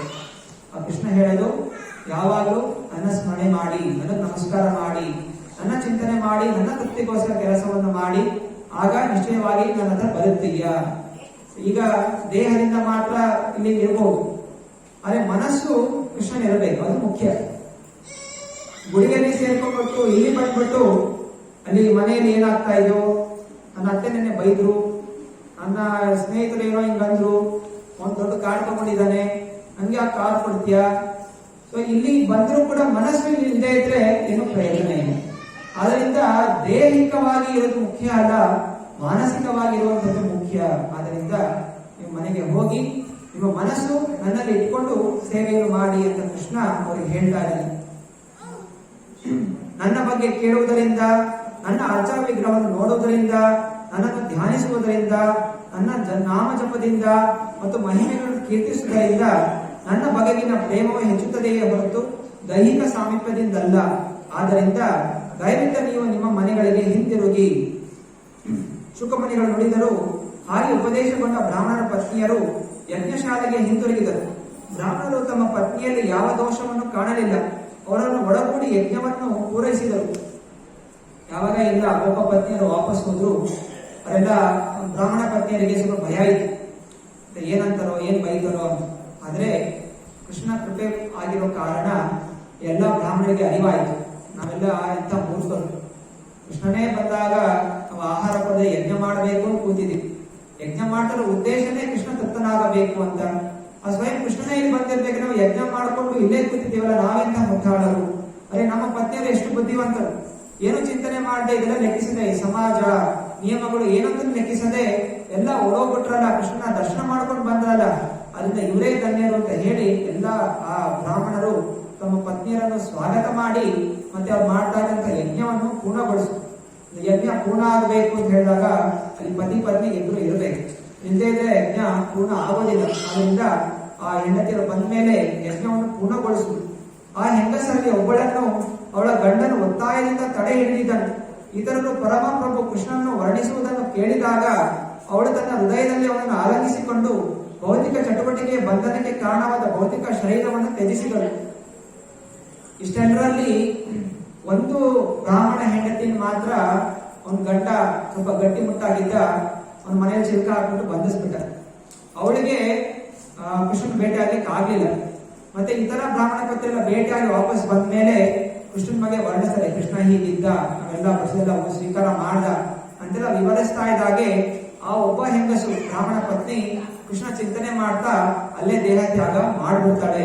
ನನಗೆ ದರ್ಶನ ಆಗ್ಲಿಲ್ಲ, ನಾನು ಇರೋದಿಲ್ಲ ಅಂತ ಹೇಳಿ ಮಾನಸಿಕವಾಗಿ ಚಿಂತನೆ ಮಾಡ್ತಾ ಮಾಡ್ತಾ ದೇಹ ತ್ಯಾಗವನ್ನು ಮಾಡಿದ್ದಾಳೆ. ಮತ್ತೆ ಅವಳು ಕೃಷ್ಣನಿಗೆ ಸೇರಿದ್ದಾಳೆ. ಭಗವಾನಪಿ ಗೋವಿಂದ ತೇನೇ ಏವ ಅನನ್ಯನ ಗೋಪಕಾನ್ ಚತುರ್ವಿಧೇನ ಅಶಿಷ್ಟಿತ್ವ ಸ್ವಯಂ ಚ ಬಭೂಚಿಯೇ ಪ್ರಭು. ದೇವತೋ ಪರಮಪುರುಷನ ಗೋವಿಂದನು ಆ 4 ಬಗೆಯ ಆಹಾರವನ್ನು ಗೋಪಾಲಕ್ಕೆ ನೀಡಿದನು. ಆಮೇಲೆ ಸರ್ವಶಕ್ತನಾದ ಪ್ರಭು ತಾನು ಊಟವನ್ನು ಮಾಡಿದನು. ಹಾಗೆ ಪರಮ ಪ್ರಭು ತನ್ನ ಲೀಲೆಗಳನ್ನು ನೆರವೇರಿಸಲು ಮಾನವನಂತೆ ತೋರುತ್ತಿರುವುದರಿಂದ ಮಾನವನಂತೆಯೇ ನಡೆದುಕೊಂಡರು. ತನ್ನ ಗೋವುಗಳು, ಗೋಪಮಿತ್ರರು ಮತ್ತು ಗೋಪಿಕೆಯರನ್ನು ತನ್ನ ಚೆಲುವು, ಮಾತು ಮತ್ತು ಕೃತಗಳಿಂದ ಸಂತೋಷಪಡಿಸಿ ತಾನು ನೆಲೆದನು. ಆಮೇಲೆ ಬ್ರಾಹ್ಮಣರು ಎಚ್ಚೆತ್ತುಕೊಂಡರು ಮತ್ತು ತುಂಬಾ ಪಶ್ಚಾತ್ತಾಪ ಪಟ್ಟರು. ಮೇಲನೋಟಕ್ಕೆ ಸಾಮಾನ್ಯ ಮಾನವರಂತೆ ಆವಿರ್ಭವಿಸಿದ ಬ್ರಹ್ಮಾಂಡದ 2 ಪ್ರಭುಗಳು ಕೋರಿಕೆಯನ್ನು ನಿರಾಕರಿಸಿ ನಾವು ಪಾಪ ಮಾಡಿದ್ದೇವೆ ಎಂದು ಅವರು ಚಿಂತಿಸಿದರು. ದೇವತಾ ಪರಮಪುರುಷನಾದ ಶ್ರೀಕೃಷ್ಣನ ಮೇಲಿರುವ ತಮ್ಮ ಹೆಂಡತಿಯ ಶುದ್ಧ ದಿವ್ಯ ಭಕ್ತಿಯನ್ನು ಕಂಡು ಮತ್ತು ತಮ್ಮಲ್ಲಿ ಅಂತಹ ಭಕ್ತಿ ಇಲ್ಲದಿರುವುದನ್ನು ಕಂಡು ಆ ಬ್ರಾಹ್ಮಣರು ಅತ್ಯಂತ ವ್ಯಥೆಗೆ ಈಡಾದರು ಮತ್ತು ತಮ್ಮನ್ನು ತಾವೇ ಹರಿದುಕೊಳ್ಳಲಾರಂಭಿಸಿದರು. ಬ್ರಾಹ್ಮಣರು ಹೇಳಿದರು, ದಿಗ್ಜನ್ಮ ನಸ್ತ್ರವ್ರತ್ ಯತ್ತದ್ರಿಗ್ ರಥಂ ದಿಗ್ ಬಹುಜ್ಞಾತಂ ದಿಕ್ಕುಲಂ ದಿಗ್ಬ್ರಹ್ಮ್ಯದಾಕ್ಷಂ ವಿಮುಖಾಯೇ ತದೋಕ್ಷಜೆ. ನಮ್ಮ 3 ಜನ್ಮ, ನಮ್ಮ ಬ್ರಹ್ಮಚರ್ಯ ವ್ರತ ಮತ್ತು ನಮ್ಮ ವಿಸ್ತಾರ ಜ್ಞಾನಗಳಿಗೆ ಧಿಕ್ಕಾರವಾಗಲಿ. ನಮ್ಮ ಶ್ರೀಮಂತ ಹಿನ್ನೆಲೆ ಮತ್ತು ನಮ್ಮ ಯಜ್ಞ ಆಚರಣೆಯ ಪರಿಣತಿಗೆ ಧಿಕ್ಕಾರವಾಗಲಿ. ದೇವತಮ ದಿವ್ಯ ಪುರುಷನ ಬಗೆಗಿನ ನಮ್ಮ ವಿರೋಧದಿಂದಾಗಿ ಇವೆಲ್ಲವೂ ಖಂಡನೀಯವಾಗಿವೆ. ಪರಮ ಪ್ರಭುವಿನ ಮಾಯಾಶಕ್ತಿಯ ಮಾಯಾ ಯೋಗಿಗಳನ್ನು ಕೂಡ ಖಂಡಿತವಾಗಿ ದಿಗ್ಭ್ರಮೆಗೊಳಿಸುತ್ತದೆ ಎನ್ನುವಾಗ ನಮ್ಮಂತಹ ಮಾತೇನು, ಬ್ರಾಹ್ಮಣರಾದ ನಾವು ಎಲ್ಲಾ ವರ್ಗಗಳ ಜನರಿಗೂ ಗುರುಗಳಾಗಿರಬೇಕು. ಹಾಗಿದ್ದರೂ ನಾವು ಸ್ವಂತ ಹಿತಾಸಕ್ತಿಯ ಬಗ್ಗೆಯೇ ಮೋಹಿತರಾಗಿದ್ದೇವೆ. ಅಹೋ ಪಶ್ಯತ ನಾರೀಣಾಮಪಿ ಕೃಷ್ಣೇ ಜಗದ್ಗುರೌ ದುರಂತ ಭಾವಂ ಯೋ ಅವಿದ್ಯ ಮೃತ್ಯುಪಾಶಾನ್ ಗೃಹ ಅಭಿಧಾನ್. ಈ ಹೆಂಗಸರು ಇಡೀ ಬ್ರಹ್ಮಾಂಡದ ಗುರುವಾದ ಶ್ರೀ ಕೃಷ್ಣನಿಗೆ ಬೆಳೆಸಿಕೊಂಡಿರುವ ಅಪರಿಮಿತವಾದ ಪ್ರೇಮವನ್ನು ನೋಡಿ ಅವರ ಈ ಪ್ರೇಮವು ಮೃತ್ಯು ಸಂಕೋಲೆಯಾದ ಕೌಟುಂಬಿಕ ಜೀವನದ ವ್ಯಾಮೋಹವನ್ನು ಕಡಿದು ಹಾಕಿದೆ. ಈ ಹೆಂಗಸರು ವಿಜರಂತೆ ಶುದ್ಧೀಕರಣ ಸಂಸ್ಕಾರಗಳನ್ನು ಹೊಂದಿಲ್ಲ. ಬ್ರಹ್ಮಚಾರಿಗಳಂತೆ ಅವರು ಆಶ್ರಮದಲ್ಲಿ ಗುರುಗಳ ಬಳಿಯೂ ವಾಸಿಸಲಿಲ್ಲ. ಆತ್ಮನ ಸ್ವರೂಪವನ್ನು ಕುರಿತು ಊಹಾತ್ಮಕ ಚಿಂತನೆ ಮಾಡಿರುವವರು ಅಲ್ಲ. ಅವರು ಶೌಚನಾನುಷ್ಠಾನವನ್ನು ಮಾಡಿದವರಲ್ಲ ಅಥವಾ ಪುಣ್ಯಕರ್ಮಗಳಿಗೆ ತೊಡಗಿದವರೂ ಅಲ್ಲ. ಇಷ್ಟಾದರೂ ಅವರು ಯಾರ ಮಹಿಮೆಗಳನ್ನು ವೇದ ಮಂತ್ರಗಳು ಉಗ್ಗಡಿಸುತ್ತವೆಯೋ ಮತ್ತು ಯಾರು ಯೋಗೇಶ್ವರ ಪರಮೇಶ್ವರ ಅಂತ ಶ್ರೀಕೃಷ್ಣನಲ್ಲಿ ದೃಢಭಕ್ತಿ ಉಳ್ಳವರಾಗಿದ್ದಾರೆ, ನಾವಾದರೂ ಈ ಎಲ್ಲ ಕರ್ಮಗಳನ್ನು ಆಚರಿಸಿದ್ದರೂ ಭಗವಂತನಲ್ಲಿ ಅಂತಹ ಭಕ್ತಿಯಲ್ಲಿ ಉಳ್ಳವರಲ್ಲ.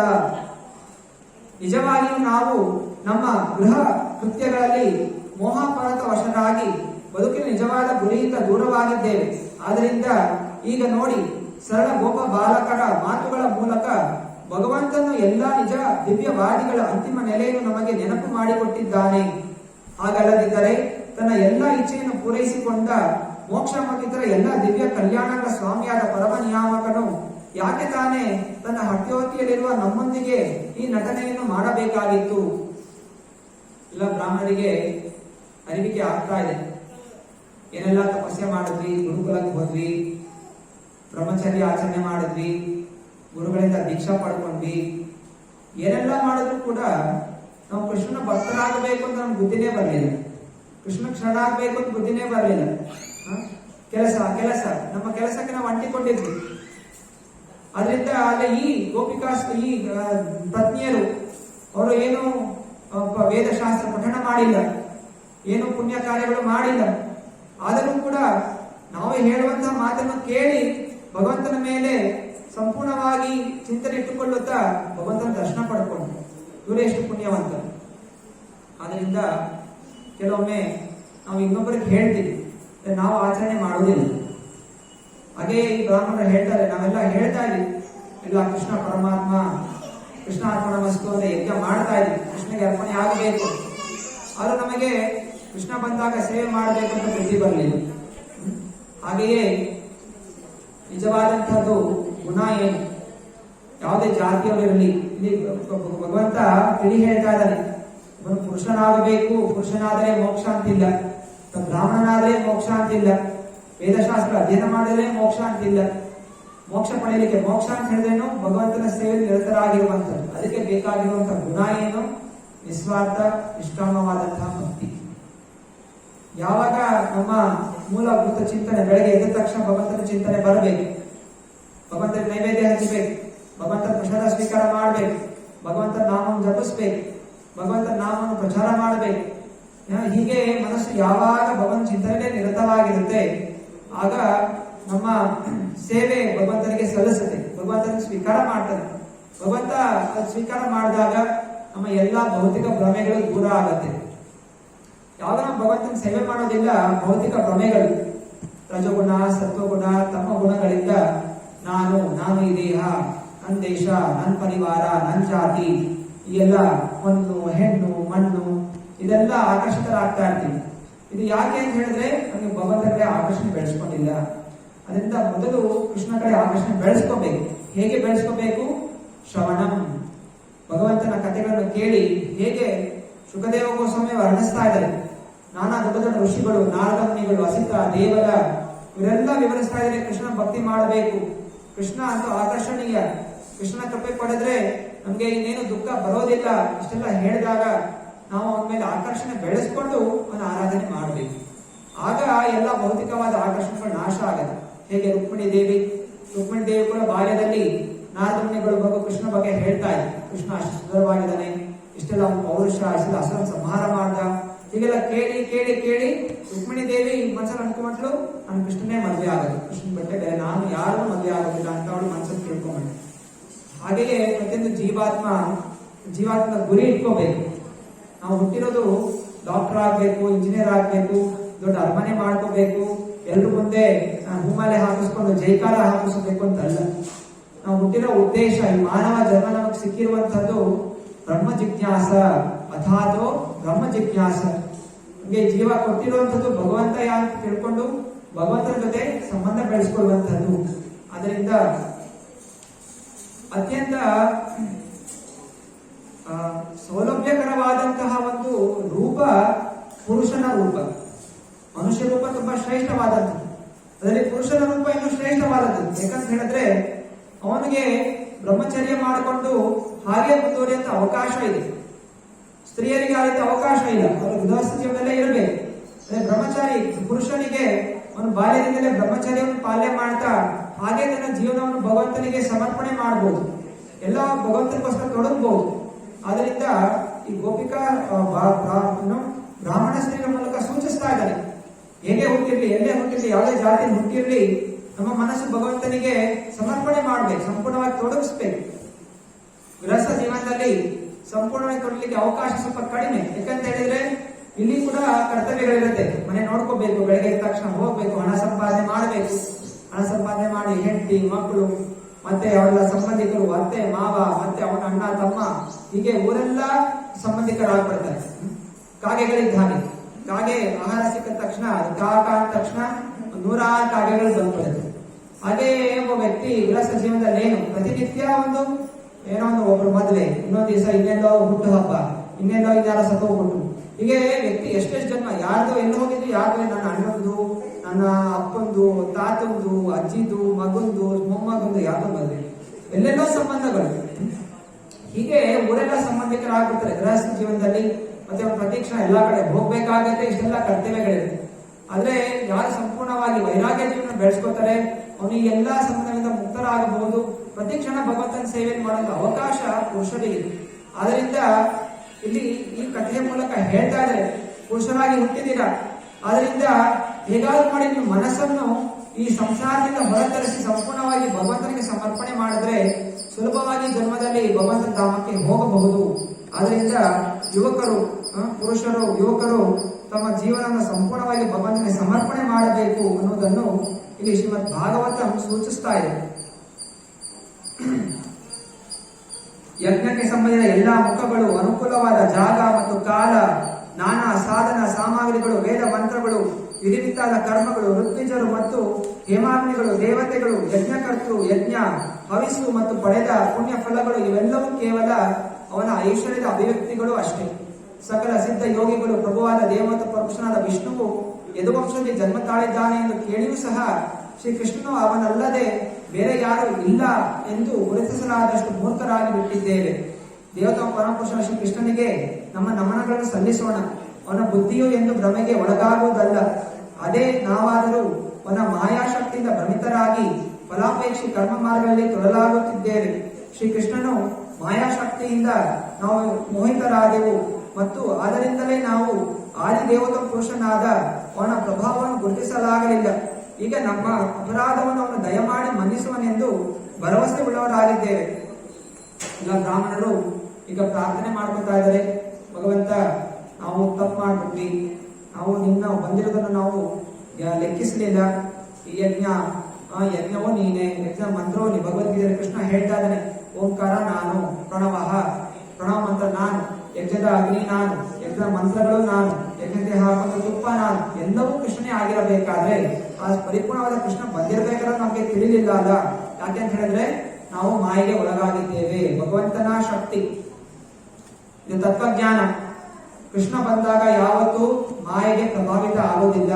ಅಂದ್ರೆ ಅವನಿಗೆ ಹುಟ್ಟು ಸಾವು ಕಾಯಿಲೆಗಳು ಯಾವುದು ಕೂಡ ಅವನಿಗೆ ಬರೋದಿಲ್ಲ. ಮತ್ತೆ ಅವನಿಗೆ ಯಾವತ್ತೂ ಬುದ್ಧಿ ಭ್ರಮೆ ಅನ್ನೋದು ಆಗೋದಿಲ್ಲ. ಯಾಕಂದ್ರೆ ಈ ಭ್ರಮೆಗೊಳಿಸುವಂತಹ ಮಾಯಾಶಕ್ತಿ ಕೃಷ್ಣನ ಸೇವಕರು. ಕೇವಲ ನಾವು ಜೀವಾತ್ಮನ ಮಾತ್ರ ಮಾಯೆಗೆ ಒಳಗಾಗ್ತೀವಿ ಹೊರತು ಕೃಷ್ಣ ಯಾವತ್ತೂ ಮಾಯೆಗೆ ಒಳಗಾಗುವುದಿಲ್ಲ.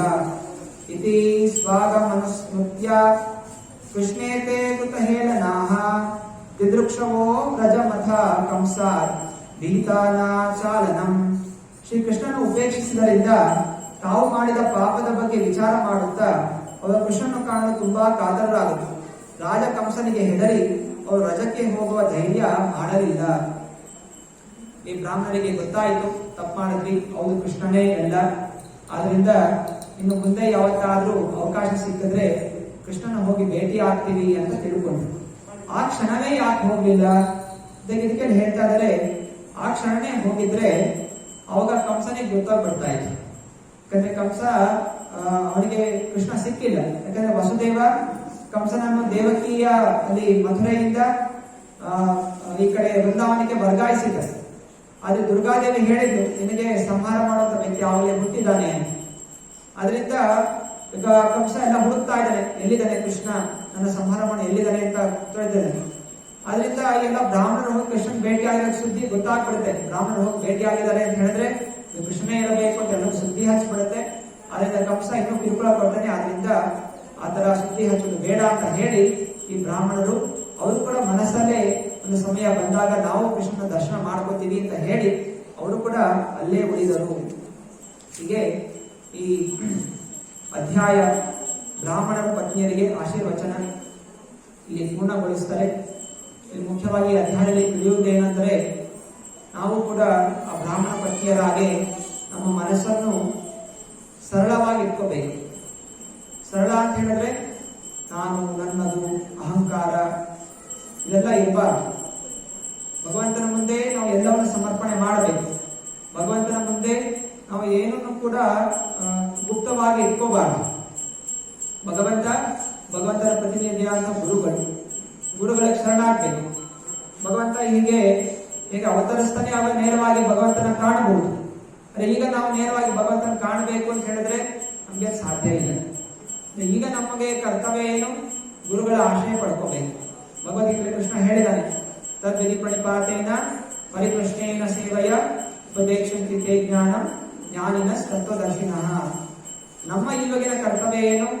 ನಾವು ಆ ಕೃಷ್ಣನನ್ನು ನೋಡಿರುವಂತಹ ಗುರುಗಳ ಹತ್ರ ಹೋಗಬೇಕು. ಗುರು ಪರಂಪರೆಯಲ್ಲಿ ಕೃಷ್ಣನ್ ನೋಡುವಂತಹ ಗುರುಗಳಿದ್ದಾರೆ. ತಪಸ್ಯದಿಂದ ಶುದ್ಧ ರೀತಿಯಿಂದ ಭಗವಂತನ ನೋಡಿದ್ದಾರೆ, ಭಗವಂತನ ಸೇವೆ ಸಲ್ಲಿಸ್ತಾ ಇರ್ತಾರೆ. ಅಂತಹ ಗುರುಗಳ ಆಶ್ರಯ ನಾವು ಪಡ್ಕೋಬೇಕು. ಅವ್ರ ಹತ್ರ ಹೋಗಿ ಅವ್ರಿಗೆ ಸೇವೆ ಮಾಡಬೇಕು. ಹಾಗೂ ಅವರು ಕೊಟ್ಟಂತಹ ವಿಧಿ ನಿಯಮಗಳನ್ನು ಪಾಲನೆ ಮಾಡಬೇಕು, ಸಾಧನೆ ಮಾಡಬೇಕು. ಶ್ರೀಲ ಪ್ರಭುಪಾದರು ಭಗವಂತನ ಪ್ರತಿನಿಧಿಗಳು. ಈ ಹರೇ ಕೃಷ್ಣ ಮಹಾಮಂತ್ರವನ್ನು ವಿಶ್ವಾದ್ಯಂತ ಅವರು ಪ್ರಚಾರ ಮಾಡಿದ್ರು. ಈ ಹರೇ ಕೃಷ್ಣ ಮಹಾಮಂತ್ರ ಮೊದಲ ಬಾರಿಗೆ ಭಾರತದಿಂದ ಹೊರ ಹೋಗಿ ಅನೇಕ ದೇಶಗಳಲ್ಲಿ ಪ್ರಚಾರವಾಗಿ ಇವತ್ತು ಎಷ್ಟೋ ಲಕ್ಷಾಂತರ ಜನ ಹರೇ ಕೃಷ್ಣ ಕೃಷ್ಣ ಕೃಷ್ಣ ಹರೇ ಹರೇ ಹರೇ ರಾಮ ರಾಮ ರಾಮ ಹರೇ ಹರೇ.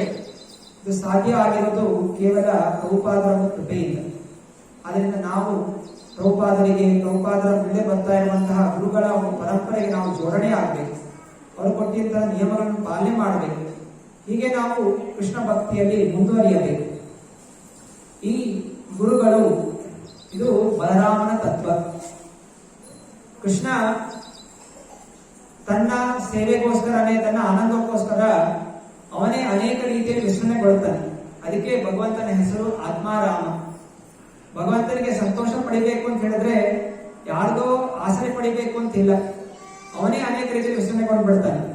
ಯಾಕಂದ್ರೆ ನಮಗೆ ಸಂತೋಷ ಬೇಕು ಅಂತ ಹೇಳಿದ್ರೆ ನಮಗೆ ಸುತ್ತಮುತ್ತ ಜನ ಇರಬೇಕು, ಅವೆಲ್ಲ ಅವ್ರ ಜೊತೆ ಇದ್ದಾಗ ನಮಗೆ ಸಂತೋಷ ಸಿಗುತ್ತೆ.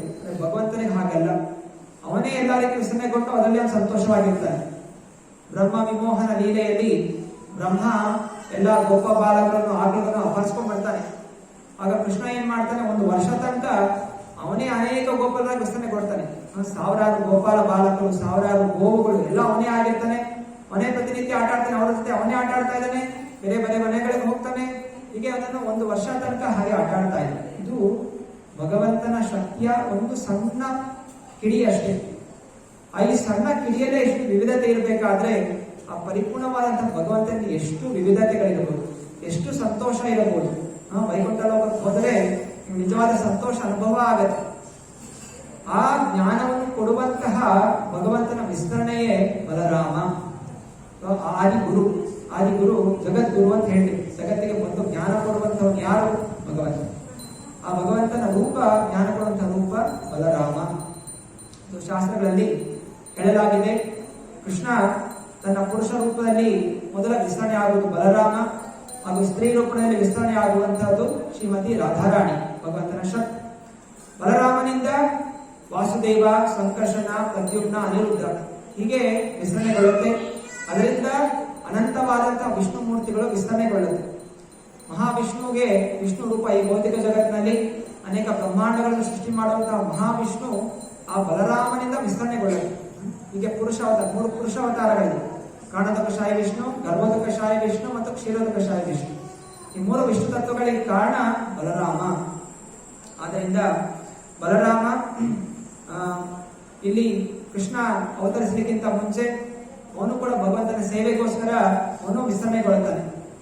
ಇಲ್ಲಿ ಶಾಸ್ತ್ರ ಹೇಳುತ್ತೆ ಭಗವಂತನ ಸೇವೆಗೋಸ್ಕರ ಬಲರಾಮ 5 ರಸಗಳಲ್ಲಿ ವಿಸ್ತರಣೆಗೊಳ್ತಾನೆ. 5 ರಸಗಳಿದೆ: ಶಾಂತ, ದಾಸ್ಯ, ಸಾಖ್ಯ, ವಾತ್ಸಲ್ಯ ಮತ್ತು ಮಾಧುರ್ಯ. ಶಾಂತರಸ ಅಂತ ಹೇಳಿದ್ರೆ ಬೆಟ್ಟ ಗುಡ್ಡಗಳು, ಮರ ಗಿಡಗಳು, ನದಿಗಳು, ಇದೆಲ್ಲ ಶಾಂತರಸದಲ್ಲಿ ಭಗವಂತನ ಸೇವೆ ಮಾಡುತ್ತೆ. ವೈಕುಂಠ ಲೋಕದಲ್ಲಿ ಯಾವುದಕ್ಕೂ ನಿರ್ಜೀವ ಇಲ್ಲ, ಎಲ್ಲದಕ್ಕೂ ಜೀವ ಇದೆ. ಭೌತಿಕ ಜಗತ್ತಿನಲ್ಲಿ ಕಲ್ಲು ಅದಕ್ಕೆ ಜೀವ ಇಲ್ಲ, ಬೆಟ್ಟಕ್ಕೆ ಜೀವ ಇಲ್ಲ ಅನ್ಕೋತೀವಿ. ವೈಕುಂಠ ಲೋಕದಲ್ಲಿ ಬೆಟ್ಟಕ್ಕೂ ಜೀವ ಇದೆ, ಅದು ಮಾತಾಡುತ್ತೆ, ಅದಕ್ಕೂ ಜ್ಞಾನ ಹೊಂದಿರುತ್ತೆ, ಅದು ಭಗವಂತನ ಸೇವೆ ಮಾಡುತ್ತೆ. ಹೇಗೆ ಸೇವೆ ಮಾಡುತ್ತೆ? ಅದರಲ್ಲಿ ಜಲಪಾತಗಳಿರುತ್ತೆ, ಬೆಟ್ಟ ಗುಡ್ಡಗಳ ಮೇಲೆ ಮರಗಿಡಗಳನ್ನು ಬೆಳೆಸುತ್ತೆ. ಭಗವಂತ ಬಂದಾಗ ವಜ್ರ ವೈಡೂರ್ಯಗಳನ್ನು ಉತ್ಪನ್ನ ಮಾಡುತ್ತೆ. ಹೀಗೆ ಭಗವಂತನ ಸೇವೆ ಅನ್ನೋದು ಮಾಡುತ್ತೆ. ಹೀಗೆ ಬಲರಾಮ ಕೃಷ್ಣನ ಸೇವೆಗೋಸ್ಕರ ವೃಂದಾವನವಾಗಿ ಅವನೇ ವಿಸ್ತರಣೆಗೊಳ್ಳುತ್ತಾನೆ. ವೃಂದಾವನ ಅನ್ನುವಂತಹ ಭೂಮಿ ಏನಿದೆ, ಆ ಜಾಗ, ಇದು ಬಲರಾಮನ ವಿಸ್ತರಣೆ ಶಾಂತ ಭಾವದಲ್ಲಿ. ನಂತರ ದಾಸ್ಯ ಭಾವದಲ್ಲಿ ಹಾಗೂ ಸಾಕ್ಯ ಭಾವನೆಯಲ್ಲಿ ಹಾಗೆ ಬಲರಾಮ ಕೃಷ್ಣ ಕೆಲವೊಮ್ಮೆ ಆಟ ಆಡ್ತಾ ಇರ್ಬೇಕಾದ್ರೆ ಸುಸ್ತಾದಾಗ ಕೃಷ್ಣನ ತನ್ನ ತೊಡೆ ಮೇಲೆ ಮಲಗಿಸ್ಕೊತಾನೆ, ಅನಂತರ ಕಾಲು ಒತ್ತುತ್ತಾನೆ. ನಂತರ ಸಾಕ್ಯ ಭಾವದಲ್ಲಿ ಕೆಲವೊಮ್ಮೆ ಕೃಷ್ಣನ ತೊಡೆ ಮೇಲೆ ಬಲರಾಮನೇ ಮಲ್ಕೋತಾನೆ. ಇಲ್ಲಿ ಅಣ್ಣನಾದ್ರೂ ಕೂಡ ಸ್ನೇಹ ರೂಪದಲ್ಲಿ ಅವನ ಸ್ನೇಹಿತನಾಗಿ ಕೂಡ ಅವನು ನೋಡ್ಕೋತಾನೆ. ಹಾಗೂ ವಾತ್ಸಲ್ಯ ಭಾವದಲ್ಲಿ ಬಲರಾಮ ಕೆಲವೊಮ್ಮೆ ಕೃಷ್ಣನ ನಿಂದಿಸ್ತಾನೆ. ಕೃಷ್ಣ ಕೆಲವೊಮ್ಮೆ ಅವಾಗ ಮಣ್ಣು ತಿಂತಾ ಇದ್ದ ಆಟ ಆಡ್ಲಿಕ್ಕೆ, ಆಗ ಬಲರಾಮ ನಿಂದನೆ ಮಾಡ್ತಾ ಇದ್ದ, ಹೊಡಿತೀನಿ, ಏನ್ ಮಣ್ಣು ತಿಂತೀಯ ಅಂತ ಹೆದರಿಸ್ತಾ ಇದ್ದ. ಅಂದ್ರೆ ಇದು ತಂದೆ ತಾಯಿಯ ರೂಪದಲ್ಲಿ ರಕ್ಷಣೆ ಮಾಡಬೇಕು, ಕೃಷ್ಣ ರಕ್ಷಣೆ ಮಾಡಬೇಕು ಅಂತ ಕೂಡ ಭಾವನೆಯನ್ನು ಹೊಂದಿಲ್ಲ. ಹಾಗೂ ಮಾಧುರ್ಯ ಭಾವದಲ್ಲಿ ಒಂದು ಅನಗಮಂಜರಿ, ರಾಧಾರಾಣಿಯ ತಂಗಿ ಅನಘ, ಹಾಗೆ ಬಲರಾಮ ವಿಸ್ತರಣೆಗೊಳ್ಳುತ್ತದೆ. ಹೀಗೆ 5 ರಸಗಳಲ್ಲಿ ಬಲರಾಮ ಕೃಷ್ಣನ ಸೇವೆಗೆ ತೊಡಗಿರ್ತಾನೆ. ಹಾಗೂ ನಾವು ನುಡಿಸುವಂತಹ ಎಲ್ಲ ವಾದ್ಯಗಳು, ಕರ್ತಾಳ, ಮೃದಂಗ, ವೀಣಾ, ಇದೆಲ್ಲ ಭಗವಂತನ ಆರಾಧನೆಗಂತ ಏನಂತೆಲ್ಲ ವಾದ್ಯಗಳಿದೆ, ಅದೆಲ್ಲವೂ ಬಲರಾಮ. ಅದರಿಂದ ನಾವು ವಾದ್ಯಗಳನ್ನು ಅಲ್ಲಿ ಇಲ್ಲಿ ನೆಲದ ಇಡಬಾರದು, ಗೌರವಪೂರ್ವಕವಾಗಿ ಅದನ್ನು ನೋಡ್ಕೋಬೇಕು. ಯಾಕೆಂದ್ರೆ ಇದು ಬಲರಾಮನ ವಿಸ್ತರಣೆ. ಹೀಗೆ ಭಗವಂತ ಬಲರಾಮ ಕೃಷ್ಣ ಸೇವೆಗೋಸ್ಕರ ನಾನಾ ರೀತಿಯಲ್ಲಿ ವಿಸ್ತರಣೆಗೊಂಡಿದ್ದಾನೆ. ಹಾಗೂ ಬಲರಾಮನ ಹೆಸರು ಹಲಾಧರ. ಹಲ ಅಂದ್ರೆ ಏನು? ನೇಗಿಲು. ನೇಗಿಲು ಇಟ್ಕೊಂಡಿರ್ತಾನೆ. ನೇಗಿಲನ್ನ ಏನ್ ಮಾಡ್ತೀವಿ? ಉಳಿಮೆ ಮಾಡ್ತೀವಿ. ನಾವು ಹೊಲ ಬೆಳೆಸಬೇಕು ಅಂತ ಹೇಳಿದ್ರೆ ನೇರವಾಗಿ ಬೀಜ ಹಾಕಿದ್ರೆ ಏನು ಬರೋದಿಲ್ಲ. ಮೊದಲು ಆ ನೆಲದಲ್ಲಿರುವಂತಹ ಎಲ್ಲ ಕಳೆಗಳನ್ನು ತೆಗಿಬೇಕು. ನೇಗಿಲಿನಿಂದ ಆ ಎಲ್ಲ ಕಳೆಗಳನ್ನು ತೆಗೆದು ಮಣ್ಣನ್ನು ಮೃದುವನ್ನಾಗಿ ಮಾಡಿ ಎಲ್ಲ ಕಳ್ಳು ಮುಳ್ಳು ಎಲ್ಲ ತೆಗೆದ ಮೇಲೆ ಅನಂತರ ಗೊಬ್ಬರ ಹಾಕಿ ಬೀಜ ಹಾಕಿದಾಗ ಆ ಬೀಜ ಬೆಳೀತಾ ಹೋಗುತ್ತೆ. ಹಾಗೆಯೇ ನಾವು ಭಗವಂತನ ಬಿಟ್ಟು ಬಂದ ಮೇಲೆ ಎಷ್ಟೋ ಜನ್ಮಗಳಾಗೋಗಿದೆ, ಎಷ್ಟೋ ಕೋಟ್ಯಾಂತರ ವರ್ಷಗಳಾಗ್ಬಿಟ್ಟಿದೆ. ವೈಕುಂಠ ಲೋಕದಿಂದ ನಾವೆಲ್ಲ ಕೆಳಗೆ ಬಿದ್ದಿದ್ದೀವಿ, ಬದ್ಧ ಜೀವಿಗಳು. ವೈಕುಂಠ ಲೋಕದ ಆರಾಮಾಗಿರೋದು ಬಿಟ್ಟು ನಾನೇ ಭಗವಂತನಾಗಬೇಕು ಅಂತ ಇಚ್ಛೆ ಪಟ್ಟು ಭಗವಂತನ ನಮ್ಮನ್ನು ಈ ಮಾಯಾ ಲೋಕಕ್ಕೆ ಹಾಕ್ಬಿಟ್ಟಿದ್ದಾನೆ, ಜೈಲಿಗೆ ಹಾಕಿದ್ದಾನೆ. ಇದು ದುರ್ಗ, ಇದು ಜೈಲಿದೆ. ನಮ್ಮ ತಪ್ಪೇನು? ನಾವು ಭಗವಂತ ಆಗಬೇಕು ಅಂತ ಇಚ್ಛೆ ಪಡ್ತೀವಿ, ಅದಕ್ಕೆ ನಮ್ಮನ್ನು ಜೈಲಿಗೆ ಹಾಕಿದ್ದೀವಿ. ಈ ಜೈಲಲ್ಲಿ ನಾವೆಲ್ಲ ಪ್ರಯತ್ನ ಮಾಡ್ತೇವೆ, ನಾನೇ ಒಡೆಯನಾಗಬೇಕು, ನನ್ನ ಮನೆ, ನನ್ನ ಸಂಸಾರ, ನನ್ನ ದೇಶ, ಯಾವುದು ನಮ್ದಲ್ಲ. ಇದೆಲ್ಲ ಕಲ್ಮಶಗಳು, ಇದೆಲ್ಲ ಕಳೆಗಳು ಬೆಳೆದಿದೆ. ಗಟ್ಟಿಯಾಗ್ಬಿಡಿದೆ ನಮ್ಮ ಹೃದಯ. ಭಗವಂತನ ಭಕ್ತಿ ಅನ್ನೋದು ಬರ್ತಾ ಇಲ್ಲ, ಸುಲಭವಾಗಿ ಬರ್ತಾ ಇಲ್ಲ. ಇವಾಗ ಎಲ್ರಿಗೂ ಹಸಿವಾಗ್ತಾ ಇದೆ, ಹಸಿವು ತಡ್ಕೊಳಕ್ ಆಗ್ತಾ ಇಲ್ಲ. ಆದ್ರೆ ಈ ಹಸಿವು ಆತ್ಮದ ಹಸಿವು, ಆತ್ಮಕ್ಕೆ ಕೃಷ್ಣ ಪಡಿಬೇಕು ಅಂತ ಹಸಿವಾಗ್ತಾ ಇದೆ. ಆದ್ರೆ ಅದು ಹೇಗೆ ಬದಲಾವಣೆ ಆಗ್ತಾ ಇದೆ? ದೇಹದ ಹಸಿವಾಗಿ ಬದಲಾವಣೆ ಆಗ್ತಾ ಇದೆ. ಈ ದೇಹ ಇರೋ ಕಾರಣ ನಮ್ಗೆ ಆಹಾರ ತಿನ್ಬೇಕು. ನಾವು ತಿನ್ನುವಂತ ಆಹಾರದಿಂದ ಆತ್ಮಕ್ಕೆ ಏನು ಸುಖ ಸಿಗೋದಿಲ್ಲ. ಆತ್ಮಕ್ಕೆ ಸುಖ ಸಿಗೋದು ಭಗವಂತನ ನಾಮಸ್ಮರಣೆಯಿಂದ, ಭಗವಂತ ಲೀಲೆಗಳನ್ನು ಕೇಳಿಸ್ಕೊಳ್ಳೋದ್ರಿಂದ. ಆದ್ರೆ ನಾವು ಅನೇಕ ಜನ್ಮಾಂತರಗಳಲ್ಲಿ ಈ ಭೌತಿಕ ಚಿಂತನೆಗಳಲ್ಲೇ ತೊಡಗಿ ಆಹಾರ, ನಿದ್ರಾ, ಭಯ, ಮೈಥುನ, ತಿನ್ನೋದು, ಮಲ್ಕೊಳ್ಳೋದು, ಮೈಥುನ ಮಾಡೋದು, ನಮ್ಮನ್ನು ರಕ್ಷಣೆ ಮಾಡ್ಕೊಳಕ್ಕೆ ಹೊಡೆದಾಡೋದು ಹೀಗೆ ಜನ್ಮ ಜನ್ಮಾಂತರದಲ್ಲಿ ಮಾಡಿ ಮಾಡಿ ಮಾಡಿ ನಮ್ಮ ಆತ್ಮ ಏನಾಗಿದೆ ಒಳಗಡೆ, ಈ ದೇಹದ ಒಳಗಡೆ ಅದು ಗಟ್ಟಿಯಾಗಿ ಕೂತ್ಕೊಂಡ್ಬಿಟ್ಟಿದೆ. ಆದ್ರಿಂದ ಬಲರಾಮನ ಪ್ರಾರ್ಥನೆ, ಹೇ ಬಲರಾಮ, ನೀನು ಎಂತೆಂಥ ಅಸುರನ ಸಂಹಾರ ಮಾಡಿದೆ. ಧೇನುಕಾಸುರ, ಬಳಂಬಾಸುರ, ದ್ವಿವಿಧ, ಇವೆಲ್ಲ ಅಹಂಕಾರ, ಅಜ್ಞಾನ, ಕಾಮ ವಾಸನೆಗಳ ಸೂಚನೆಗಳು. ಇದನ್ನೆಲ್ಲ ಸಂಹಾರ ಮಾಡಿದ್ಯಾ. ಎಲ್ಲ ಅಸುರ ನಮ್ಮೊಳಗೂ ಇದೆ, ನಮ್ಮ ದೇಹದಲ್ಲಿ ಸೇರ್ಕೊಂಡ್ಬಿಟ್ಟಿದೆ. ನಮ್ಗೆಲ್ಲ ಆಕರ್ಷಣೆ, ನಮ್ಮ ಅಪ್ಪ ಅಮ್ಮ, ನನ್ನ ಹೆಂಡತಿ, ನನ್ನ ಗಂಡ, ನನ್ನ ಮಕ್ಕಳು, ಹೀಗೆ ಚಿಂತನೆ. ಸ್ಮರಣೆ ಮಾಡಬೇಕು ಅಂತ ನನಗೆ ಭಗವಂತನ ಕೃಷ್ಣನ ಭಕ್ತಿ ಮಾಡಬೇಕು. ಇಷ್ಟು ಸಲ ಕೇಳ್ತಾ ಇದ್ದೀವಿ. ಭಗವದ್ಗೀತೆಯಲ್ಲಿ ಕೃಷ್ಣ ಹೇಳ್ತಾ ಇದ್ದಾನೆ, ಸರ್ವಧರ್ಮಾನ್ ಪರಿತ್ಯಜ್ಯ ಮಾಮೇಕಂ ಶರಣಂ ವ್ರಜ ಅಹಂ ತಂ ಸರ್ವ ಪಾಪೇಭ್ಯೋ ಮೋಕ್ಷಯಿಷ್ಯಾಮಿ ಮಾ ಶುಚಃ. ಭಗವದ್ಗೀತೆಯಲ್ಲಿ ಕೃಷ್ಣ ಹೇಳ್ತಾನೆ, ಎಲ್ಲವನ್ನು ಬಿಟ್ಟು ನನಗೆ ಶರಣಾಗಿ ಅಂತ. ಇಷ್ಟೆಲ್ಲ ಕೇಳಿದ್ರೂ ಕೂಡ ನಮ್ಮ ಮನಸ್ಸಲ್ಲಿ ನೋಡೋಣ, ಆಮೇಲೆ ನೋಡೋಣ, ಮಕ್ಕಳು ದೊಡ್ಡವರಾಗ್ಲಿ, ಮಕ್ಕಳು ಮದುವೆ ಆಗ್ಲಿ, ಮೊಮ್ಮಕ್ಕಳು ಆಗ್ಲಿ, ಮೊಮ್ಮಕ್ಕಳದು ಮದುವೆ ಆಗ್ಲಿ, ಆಮೇಲೆ ಯಾವಾಗ ಮಾಡ್ತೀವಿ, ಆಮೇಲೆ ಸತ್ತೋಗ್ಬಿಟ್ಟಿರ್ತೀವಿ. ಯಾವಾಗ ಮಾಡ್ತೀರಾ? ಆಮೇಲೆ ತಿರ್ಗಾ ಎಲ್ಲ ನಾಯಿ ಬೇಕು ಆಗಿ ಹುಟ್ಟಿರ್ತೀವಿ. ಮತ್ತೆ ಪುನಃ ಯಾವಾಗ್ಲೂ ಇನ್ನೊಂದ್ಸಲ ಮನುಷ್ಯ ಜನ್ಮ ಸಿಗುತ್ತೆ. ಹೀಗೆ ನೋಡೋಣ ಅಂತ ಹೇಳಿ ಕೋಟ್ಯಾಂತರ ಜನ್ಮಗಳು ಆಗ್ಬಿಟ್ಟಿದೆ. ಹೇಗೋ ಈ ಜನ್ಮದಲ್ಲಿ ನಮಗೆ ಒಂದು ಸುಲಭವಾದ ಮಾರ್ಗ ಸಿಕ್ಕಿದೆ. ಚೈತನ್ಯ ಮಹಾಪ್ರಭುಗಳ ಕೃಪೆಯಿಂದ ನಮಗೆ ಈ ಜನ್ಮದಲ್ಲಿ ಹರೇ ಕೃಷ್ಣ ಕೃಷ್ಣ ಕೃಷ್ಣ ಹರೇ ಹರೇ, ಹರೇ ರಾಮ ರಾಮ ರಾಮ ಹರೇ ಹರೇ ಇದು ಜಪಿಸುತ್ತಾ, ಸದಾ ಜಪಿಸುತ್ತಾ ನಮ್ಮ ಈ ಭೌತಿಕ ಶರೀರವನ್ನು ಬಿಟ್ಟು ಭಗವಂತನ ಲೋಕಕ್ಕೆ ಹೋಗುವಂತ ಅವಕಾಶ ನಮಗೆ ಕೊಡ್ತಾ ಇದೆಯಾ ಅಂತ. ಹೇ ಬಲರಾಮ, ನಾವು ಈ ಒಂದು ಮಾರ್ಗದಲ್ಲಿ ಎಡಬದೆ, ದಾರಿ ತಪ್ಪದೆ ಸ್ಥಿರವಾಗಿ ಈ ಮಾರ್ಗದಲ್ಲಿ ನಾವು ಮುನ್ನಡಿಬೇಕು. ಅದರಿಂದ ನಮಗೆ ಆಶೀರ್ವದಿಸು ಅನ್ನುವಂಥ ಪ್ರಾರ್ಥನೆ ನಾವು ಮಾಡಿಕೊಳ್ಳಬೇಕು.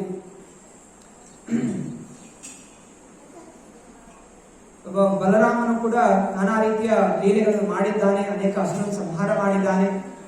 ಹಾಗೂ ಇಲ್ಲಿ ಶ್ರೀಮದ್ ಭಾಗವತದಲ್ಲಿ ಒಂದು ಕಡೆ ಉಲ್ಲೇಖ ಇದೆ, ಮಹಾವಿಷ್ಣು ಈ ದ್ವಾಪರ ಯುಗದಲ್ಲಿ ತನ್ನ ಒಂದು ಬಿಳಿ ಕೂದಲು ಹಾಗೂ ಕಪ್ಪು ಕೂದಲನ್ನು ಕೇಳ್ತಾನೆ.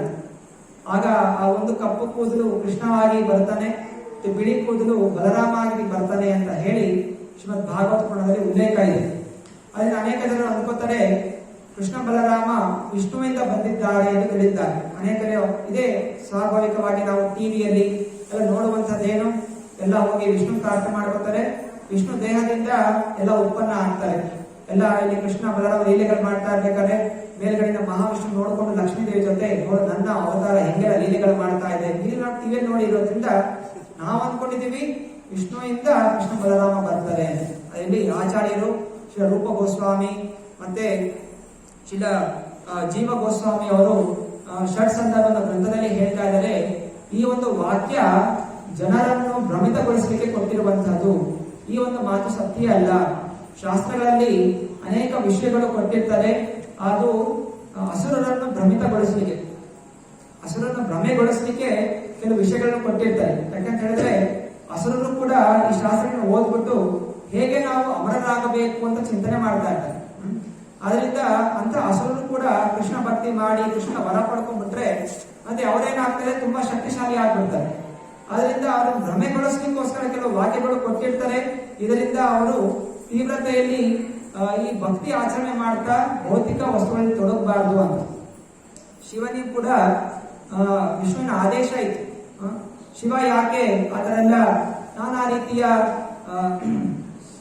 ಶವಗಳಲ್ಲಿ ಆ ಭಸ್ಮವನ್ನು ಹಚ್ಕೊಂಡು ಬುರುಡೆಗಳನ್ನೆಲ್ಲ ಮೈ ಮೇಲೆ ಹಚ್ಕೊಂಡು ಓಡಾಡ್ತಾನೆ? ಯಾಕೆಂತ ಹೇಳಿದ್ರೆ ಒಂದಾನೊಂದು ಸಮಯದಲ್ಲಿ ಕೆಲವು ಅಸುರರಿದ್ರು, ರಾಕ್ಷಸರು, ಅವರು ವಿಷ್ಣು ಆರಾಧನೆ ಮಾಡಿ ವೇದಗಳಿಗೆ ಕೊಟ್ಟಂತ ಯಜ್ಞಗಳನ್ನ ಮಾಡ್ತಾ ತುಂಬಾ ಬಲಿಷ್ಠರಾಗಿ ಏನ್ ಮಾಡ್ತಾ ಇದ್ರು, ಎಲ್ಲಾ ದೇವತೆಗಳಿಗೆ ಚಿತ್ರಹಿಂಸೆ ಕೊಡ್ತಾ ಇದ್ರು. ಅದಕ್ಕೆ ಯಜ್ಞ ಮಾಡಿರೋ ಕಾರಣ ಅವ್ರಿಗೆ ಶಕ್ತಿ ಕೊಡಲೇಬೇಕಾಗುತ್ತೆ. ಆದ್ರಿಂದ ವಿಷ್ಣು ಹೇಳ್ತಾನೆ ಶಿವನಿಗೆ, ನೀನು ಹೋಗಿ ಈ ರೀತಿ ನೀನು ನನ್ನ ಭಕ್ತಿ ಮಾಡಬೇಡ, ನೀನು ವಿಚಿತ್ರವಾಗಿ ನೀನು ಕೆಲಸಗಳನ್ನು ಮಾಡು, ಎಲ್ಲ ಭಸ್ಮ ಶವದ ಭಸ್ಮಗಳನ್ನ ಹಚ್ಕೋ, ಬುರುಡೆಗಳನ್ನ ಹಚ್ಕೋ, ಮತ್ತೆ ನೀನೇ ವಿಚಿತ್ರವಾಗಿ ಕೆಲಸಗಳನ್ನು ಮಾಡು. ಆಗ ಈ ಎಲ್ಲ ಅಸುರರು ನಿನ್ನ ನೋಡ್ಕೊಂಡ್ಬಿಟ್ಟು, ಓ ಇದು ಸುಲಭವಾಗಿದೆಯಲ್ಲ ಕೆಲಸ, ಇಷ್ಟೊಂದು ತಪಸ್ಸಿ ಯಾಕೆ ಮಾಡಬೇಕು, ವ್ರತಗಳು ಮಾಡಬೇಕು, ಶಿವನೇ ಹಿಂಗ್ ಮಾಡಬೇಕಾದ್ರೆ ನಾವು ಹಂಗೆ ಅನುಸರಿಸ್ತೀವಿ ಅಂತ ಅವ್ರು ನಿನ್ನ ಅನುಸರಿಸ್ತಾರೆ. ಹೀಗೆ ಅವರ ಶಕ್ತಿ ಕ್ಷೀಣವಾಗುತ್ತೆ, ಮತ್ತೆ ದೇವತೆಗಳು ಅವರನ್ನು ಸಂಹಾರ ಮಾಡಬಹುದು ಅಂತ ವಿಷ್ಣು ಪುರಾಣದಲ್ಲಿ ವಿಷ್ಣು ಶಿವನಿಗೆ ಹೇಳ್ತಾರೆ. ಹಾಗೆಯೇ ಈ ಕೆಲವೊಂದು ಮಾತುಗಳು ಏನ್ ಮಾಡುತ್ತೆ, ನಮ್ಮನ್ನು ಶುದ್ಧವಾದ ಕೃಷ್ಣ ಭಕ್ತಿಗೆ ಹೋಗ್ಲಿಕ್ಕೆ ಕೆಲವು ಅಡಚಣೆಗಳಿರುತ್ತೆ. ಆದ್ರಿಂದ ನಾವು ಗುರುಗಳ ಆಶ್ರಯ ಪಡ್ಕೊಂಡಾಗ ಆಗ ನಮಗೆ ಇಲ್ಲಿ ಯಾವ ಯಾವ ಶಾಸ್ತ್ರಗಳನ್ನು ಯಾವ ರೀತಿ ನಾವು ತಿಳ್ಕೋಬೇಕು ಅನ್ನೋದು ನಮಗೆ ಗೊತ್ತಾಗತ್ತೆ. ಹೀಗೆ ನಾವು ಕೃಷ್ಣ ಭಕ್ತಿಯಲ್ಲಿ ಸ್ಥಿರವಾಗಿ ನಡೆಯೋದ್ರಿಂದ ನಾವು ಅತ್ಯಂತ ಶ್ರೇಷ್ಠವಾದಂತಹ ಲೋಕ ವೈಕುಂಠ ಲೋಕದಲ್ಲಿ ಅನೇಕ ಅನೇಕ ವಿಷ್ಣು ಲೋಕಗಳಿವೆ. ವೈಕುಂಠ ಲೋಕದಲ್ಲಿ ಅಲ್ಲಿ ಮೂಲವಾದಂತಹ ಲೋಕ ಗೋಲೋಕ ವೃಂದಾವನ. ಆ ಗೋಲೋಕ ವೃಂದಾವನಕ್ಕೆ ಹೋಗಬೇಕು ಅಂತ ಹೇಳಿದ್ರೆ ನಮ್ಮ ಮನಸ್ಸು ಕೇವಲ ಕೃಷ್ಣನ ಚಿಂತನೆಯಲ್ಲಿ ಇರಬೇಕು. ಸರ್ವಧರ್ಮಾನ್ ಪರಿತ್ಯಜ್ಯ ಮಾಮೇಕಂ ಶರಣಂ ವ್ರಜ. ಎಲ್ಲ ಗೋಪಿಕಾ ಸ್ತ್ರೀಯರು ಒಮ್ಮೆ ರಾಸಲೀಲೆ ಆಗ್ತಾ ಇರಬೇಕಾದ್ರೆ ಕೃಷ್ಣ ಅದೃಶ್ಯನಾಗ್ಬಿಡ್ತಾನೆ. ಮತ್ತೆ ಎಲ್ಲಾ ಗೋಪಿಕಾ ಸ್ತ್ರೀಯರು ಹುಡ್ಕೊಂಡು ಹೋಗ್ತಾರೆ, ಕೃಷ್ಣ ಎಲ್ಲಿ ಕೃಷ್ಣ ಎಲ್ಲಿ ಕೃಷ್ಣ ಎಲ್ಲಿ. ಮರಗಳಿಗೆಲ್ಲ ಕೇಳ್ತಾರೆ, ಕೃಷ್ಣ ನೋಡಿದ್ರ? ಆ ಹೂಗಳನ್ನು ಕೇಳ್ತಾರೆ, ದುಡ್ಡುಗಳನ್ನ ಕೇಳ್ತಾರೆ, ಕೃಷ್ಣ ಈ ಕಡೆ ಬಂದ. ಹೀಗೆ ಹೋಗ್ತಾ ಇರ್ತಾರೆ. ಕೃಷ್ಣ ಅವನು ಮತ್ತೆ ವಿಷ್ಣು ರೂಪದಲ್ಲಿ ಪ್ರಕಟವಾಗ್ತಾನೆ. ಶಂಖ ಚಕ್ರ ಗದಾ ಪದ್ಮ ಹಿಡಿದು ಅವನು ಪ್ರಕಟ ಆಗ್ತಾನೆ ಎಲ್ಲ ಗೋಪಿಕಾ ಸ್ತ್ರೀಯರ ಮುಂದೆ. ಆಗ ಗೋಪಿಕಾ ಸ್ತ್ರೀಯರು ತುರಂತವಾಗಿ ನಮಸ್ಕಾರ ಮಾಡ್ತಾರೆ. ಆ ವಿಷ್ಣು ಬಂದ ಪ್ರತ್ಯಕ್ಷನಾದ ನಮಸ್ಕಾರ ಮಾಡ್ತಾರೆ. ನಂತರ ಕೇಳ್ತಾರೆ, ಏ ವಿಷ್ಣು, ಕೃಷ್ಣ ಎಲ್ಲಿದ್ರೆ ನೋಡಿದ್ರ? ಕೃಷ್ಣ ನಮಗ್ ಬೇಕು ಅಂತ ಪ್ರಾರ್ಥನೆ ಮಾಡ್ಕೊತಾರೆ. ಅಂದ್ರೆ ಈಗ ಗೋಪಿಕಾ ಸ್ತ್ರೀಯರ ಭಾವನೆ ಬರೀ ಕೃಷ್ಣ ಬಿಟ್ಟು ಬೇರೆ ಯಾವ್ದ ಮೇಲೆ ಆಕರ್ಷಣೆ ಇಲ್ಲ. ನಮ್ದು ಹಾಗಲ್ಲ. ನಮ್ಮೇನು ಒಂದ್ ದಿವಸ ಈಶ್ವರ, ಒಂದ್ ದಿವಸ ಮನೆಯೆಲ್ಲ ಲಕ್ಷ್ಮೀ ಪೂಜೆ ಆಯ್ತು, ಲಕ್ಷ್ಮೀ ಪೂಜೆ ಮಾಡಿದ್ರು. ಇನ್ನೊಂದ್ ದಿವಸ ಬಂದಾಗ ಇನ್ನೊಂದು ಪೂಜೆ, ಹೀಗೆ ಜೀವನ ಪರ್ಯಂತ ಎಷ್ಟೆಲ್ಲ 33 ಕೋಟಿ ದೇವತೆಗಳಿದ್ರೆ ಎಲ್ಲಾ ಕಡೆ ಓಡೋಗ್ತೀವಿ, ಅಲ್ಲಿ ಇಲ್ಲೆಲ್ಲ ಓಡೋಗ್ತೀವಿ. ಏನ್ ಚಿಂತನೆ? ನನ್ನ ಕಷ್ಟವನ್ನು ಪರಿಹಾರ ಆಗ್ಬೇಕು, ಕೃಷ್ಣ ಪರಿಹಾರ ಮಾಡಿದ್ರೆ ಕೃಷ್ಣ ಹತ್ರ ಹೋಗ್ತೀವಿ, ಅವನಿಲ್ಲ ಅಂದ್ರೆ ಇನ್ನೊಂದ್ ಕಡೆ ಹೋಗ್ತೀವಿ, ಚರ್ಚಲ್ಲಿ ಪರಿಹಾರ ಚರ್ಚ್ಗೂ ಓಡೋಗ್ತೀವಿ, ಅಲ್ಲಿ ಮಸೀದಿಗೆ ಹೋಗ್ರೆ ಮಸೀದಿಗೂ ಹೋಗ್ತೀವಿ, ಇಲ್ಲ ಸ್ಮಶಾನಕ್ಕೆ ಹೋಗಿ ಅಲ್ಲಿ ಭೂತ ಪ್ರತ್ಯಂಗ ಅದಕ್ಕೂ ಓಡೋಗ್ಬಿಡ್ತೀವಿ. ಅಂದ್ರೆ ನಮಗೆ ಒಂದು ನಿಷ್ಠೆ ಇಲ್ಲ. ವೇಶ್ಯರ ಹಾಗೆ ಶಾಸ್ತ್ರ ಹೇಳುತ್ತೆ, ವೇಶ್ಯ ಬುದ್ಧಿ. ವೇಶ್ಯರು ಒಂದು ಪುರುಷನ ಮೇಲೆ ಆಸಕ್ತಿ ಇರೋದಿಲ್ಲ. ಯಾವ ಪುರುಷ ಬೇಕು ಹೋಗ್ತಾ ಇರ್ತಾರೆ, ಅವ್ರು ಬೇಕಾಗಿರೋ ಹಣ. ಹಾಗೆಯೇ ನಮಗೆ ಭೌತಿಕ ಆಸಕ್ತಿಗಳು ಏನು, ಇದು ಇಂತಹ ಒಂದು ಗುಣ. ನಾವು ಆದ್ದರಿಂದ ಅಂತಹ ಗುಣಗಳಿಗೆ ಒಳಗಾಗಬಾರ್ದು, ನಿಷ್ಠೆಯಿಂದ ಇರಬೇಕು. ಜಗತ್ಪತಿ, ಜಗತ್ತಿಗೆ ಒಡೆಯ ಜಗನ್ನಾಥ ಕೃಷ್ಣ. ಅದರಿಂದ ಆ ಕೃಷ್ಣನಿಗೆ ನಾವು ಶರಣಾಗಬೇಕು. ಆ ಶಕ್ತಿ ಬಲರಾಮನ ನಮಗೆ ಕೊಡಬೇಕು. ಹೇ ಬಲರಾಮ, ನಮ್ಮ ಮನಸ್ಸನ್ನು ನಿಯಂತ್ರಿಸು. ನಮ್ಮ ಮನಸ್ಸು ಗಾಳಿ ಹಾಗೆ ಎಲ್ಲೆಲ್ಲೋ ಓಡಾಡ್ತಾ ಇದೆ. ಯಾರ ಮೇಲೆ ಆಸಕ್ತಿಯಾಗಿ ಯಾವಾಗ ಎಲ್ಲಿ ತಪ್ಪಿಸ್ಕೊಂಡು ಓಡೋಗುತ್ತೋ ಗೊತ್ತಿಲ್ಲ.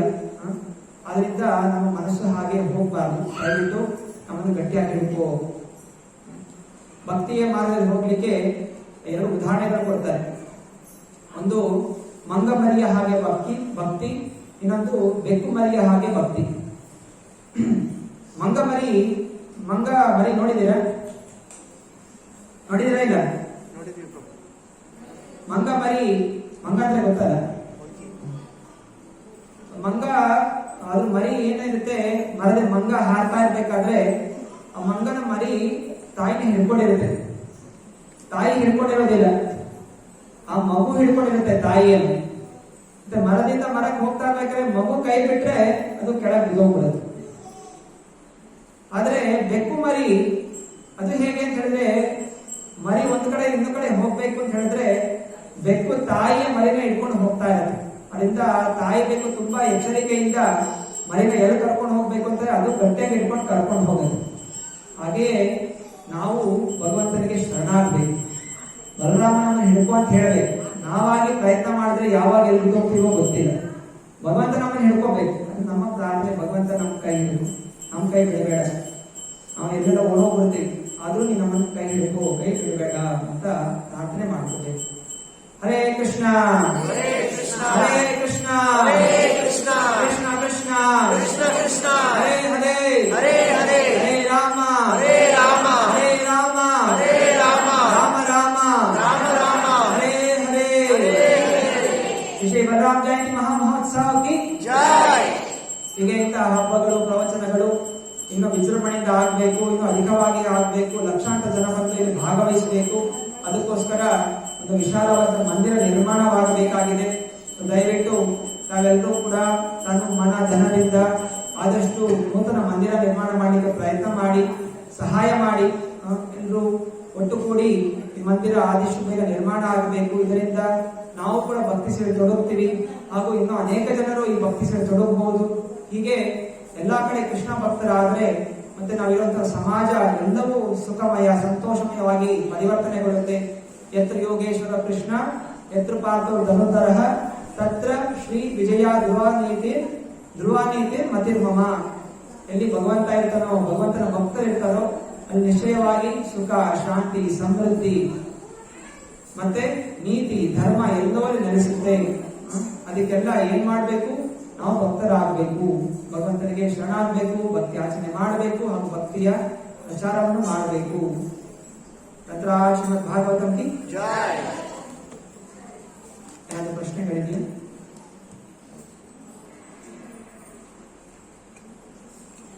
ಪ್ರಸಾದ ಯಾವಾಗ ಸಿಗುತ್ತೆ? ಒಂದು ಕಾಲ ಆಯ್ತು. ಪೂಜಾರಿ ಕೇಳೋಣ, ಪೂಜಾರಿ ಏನ್ ಹೇಳ್ತಾರೆ? ಆರತಿ ಆಗಿದೆ, ಆರತಿ ಆಗಿದೆ.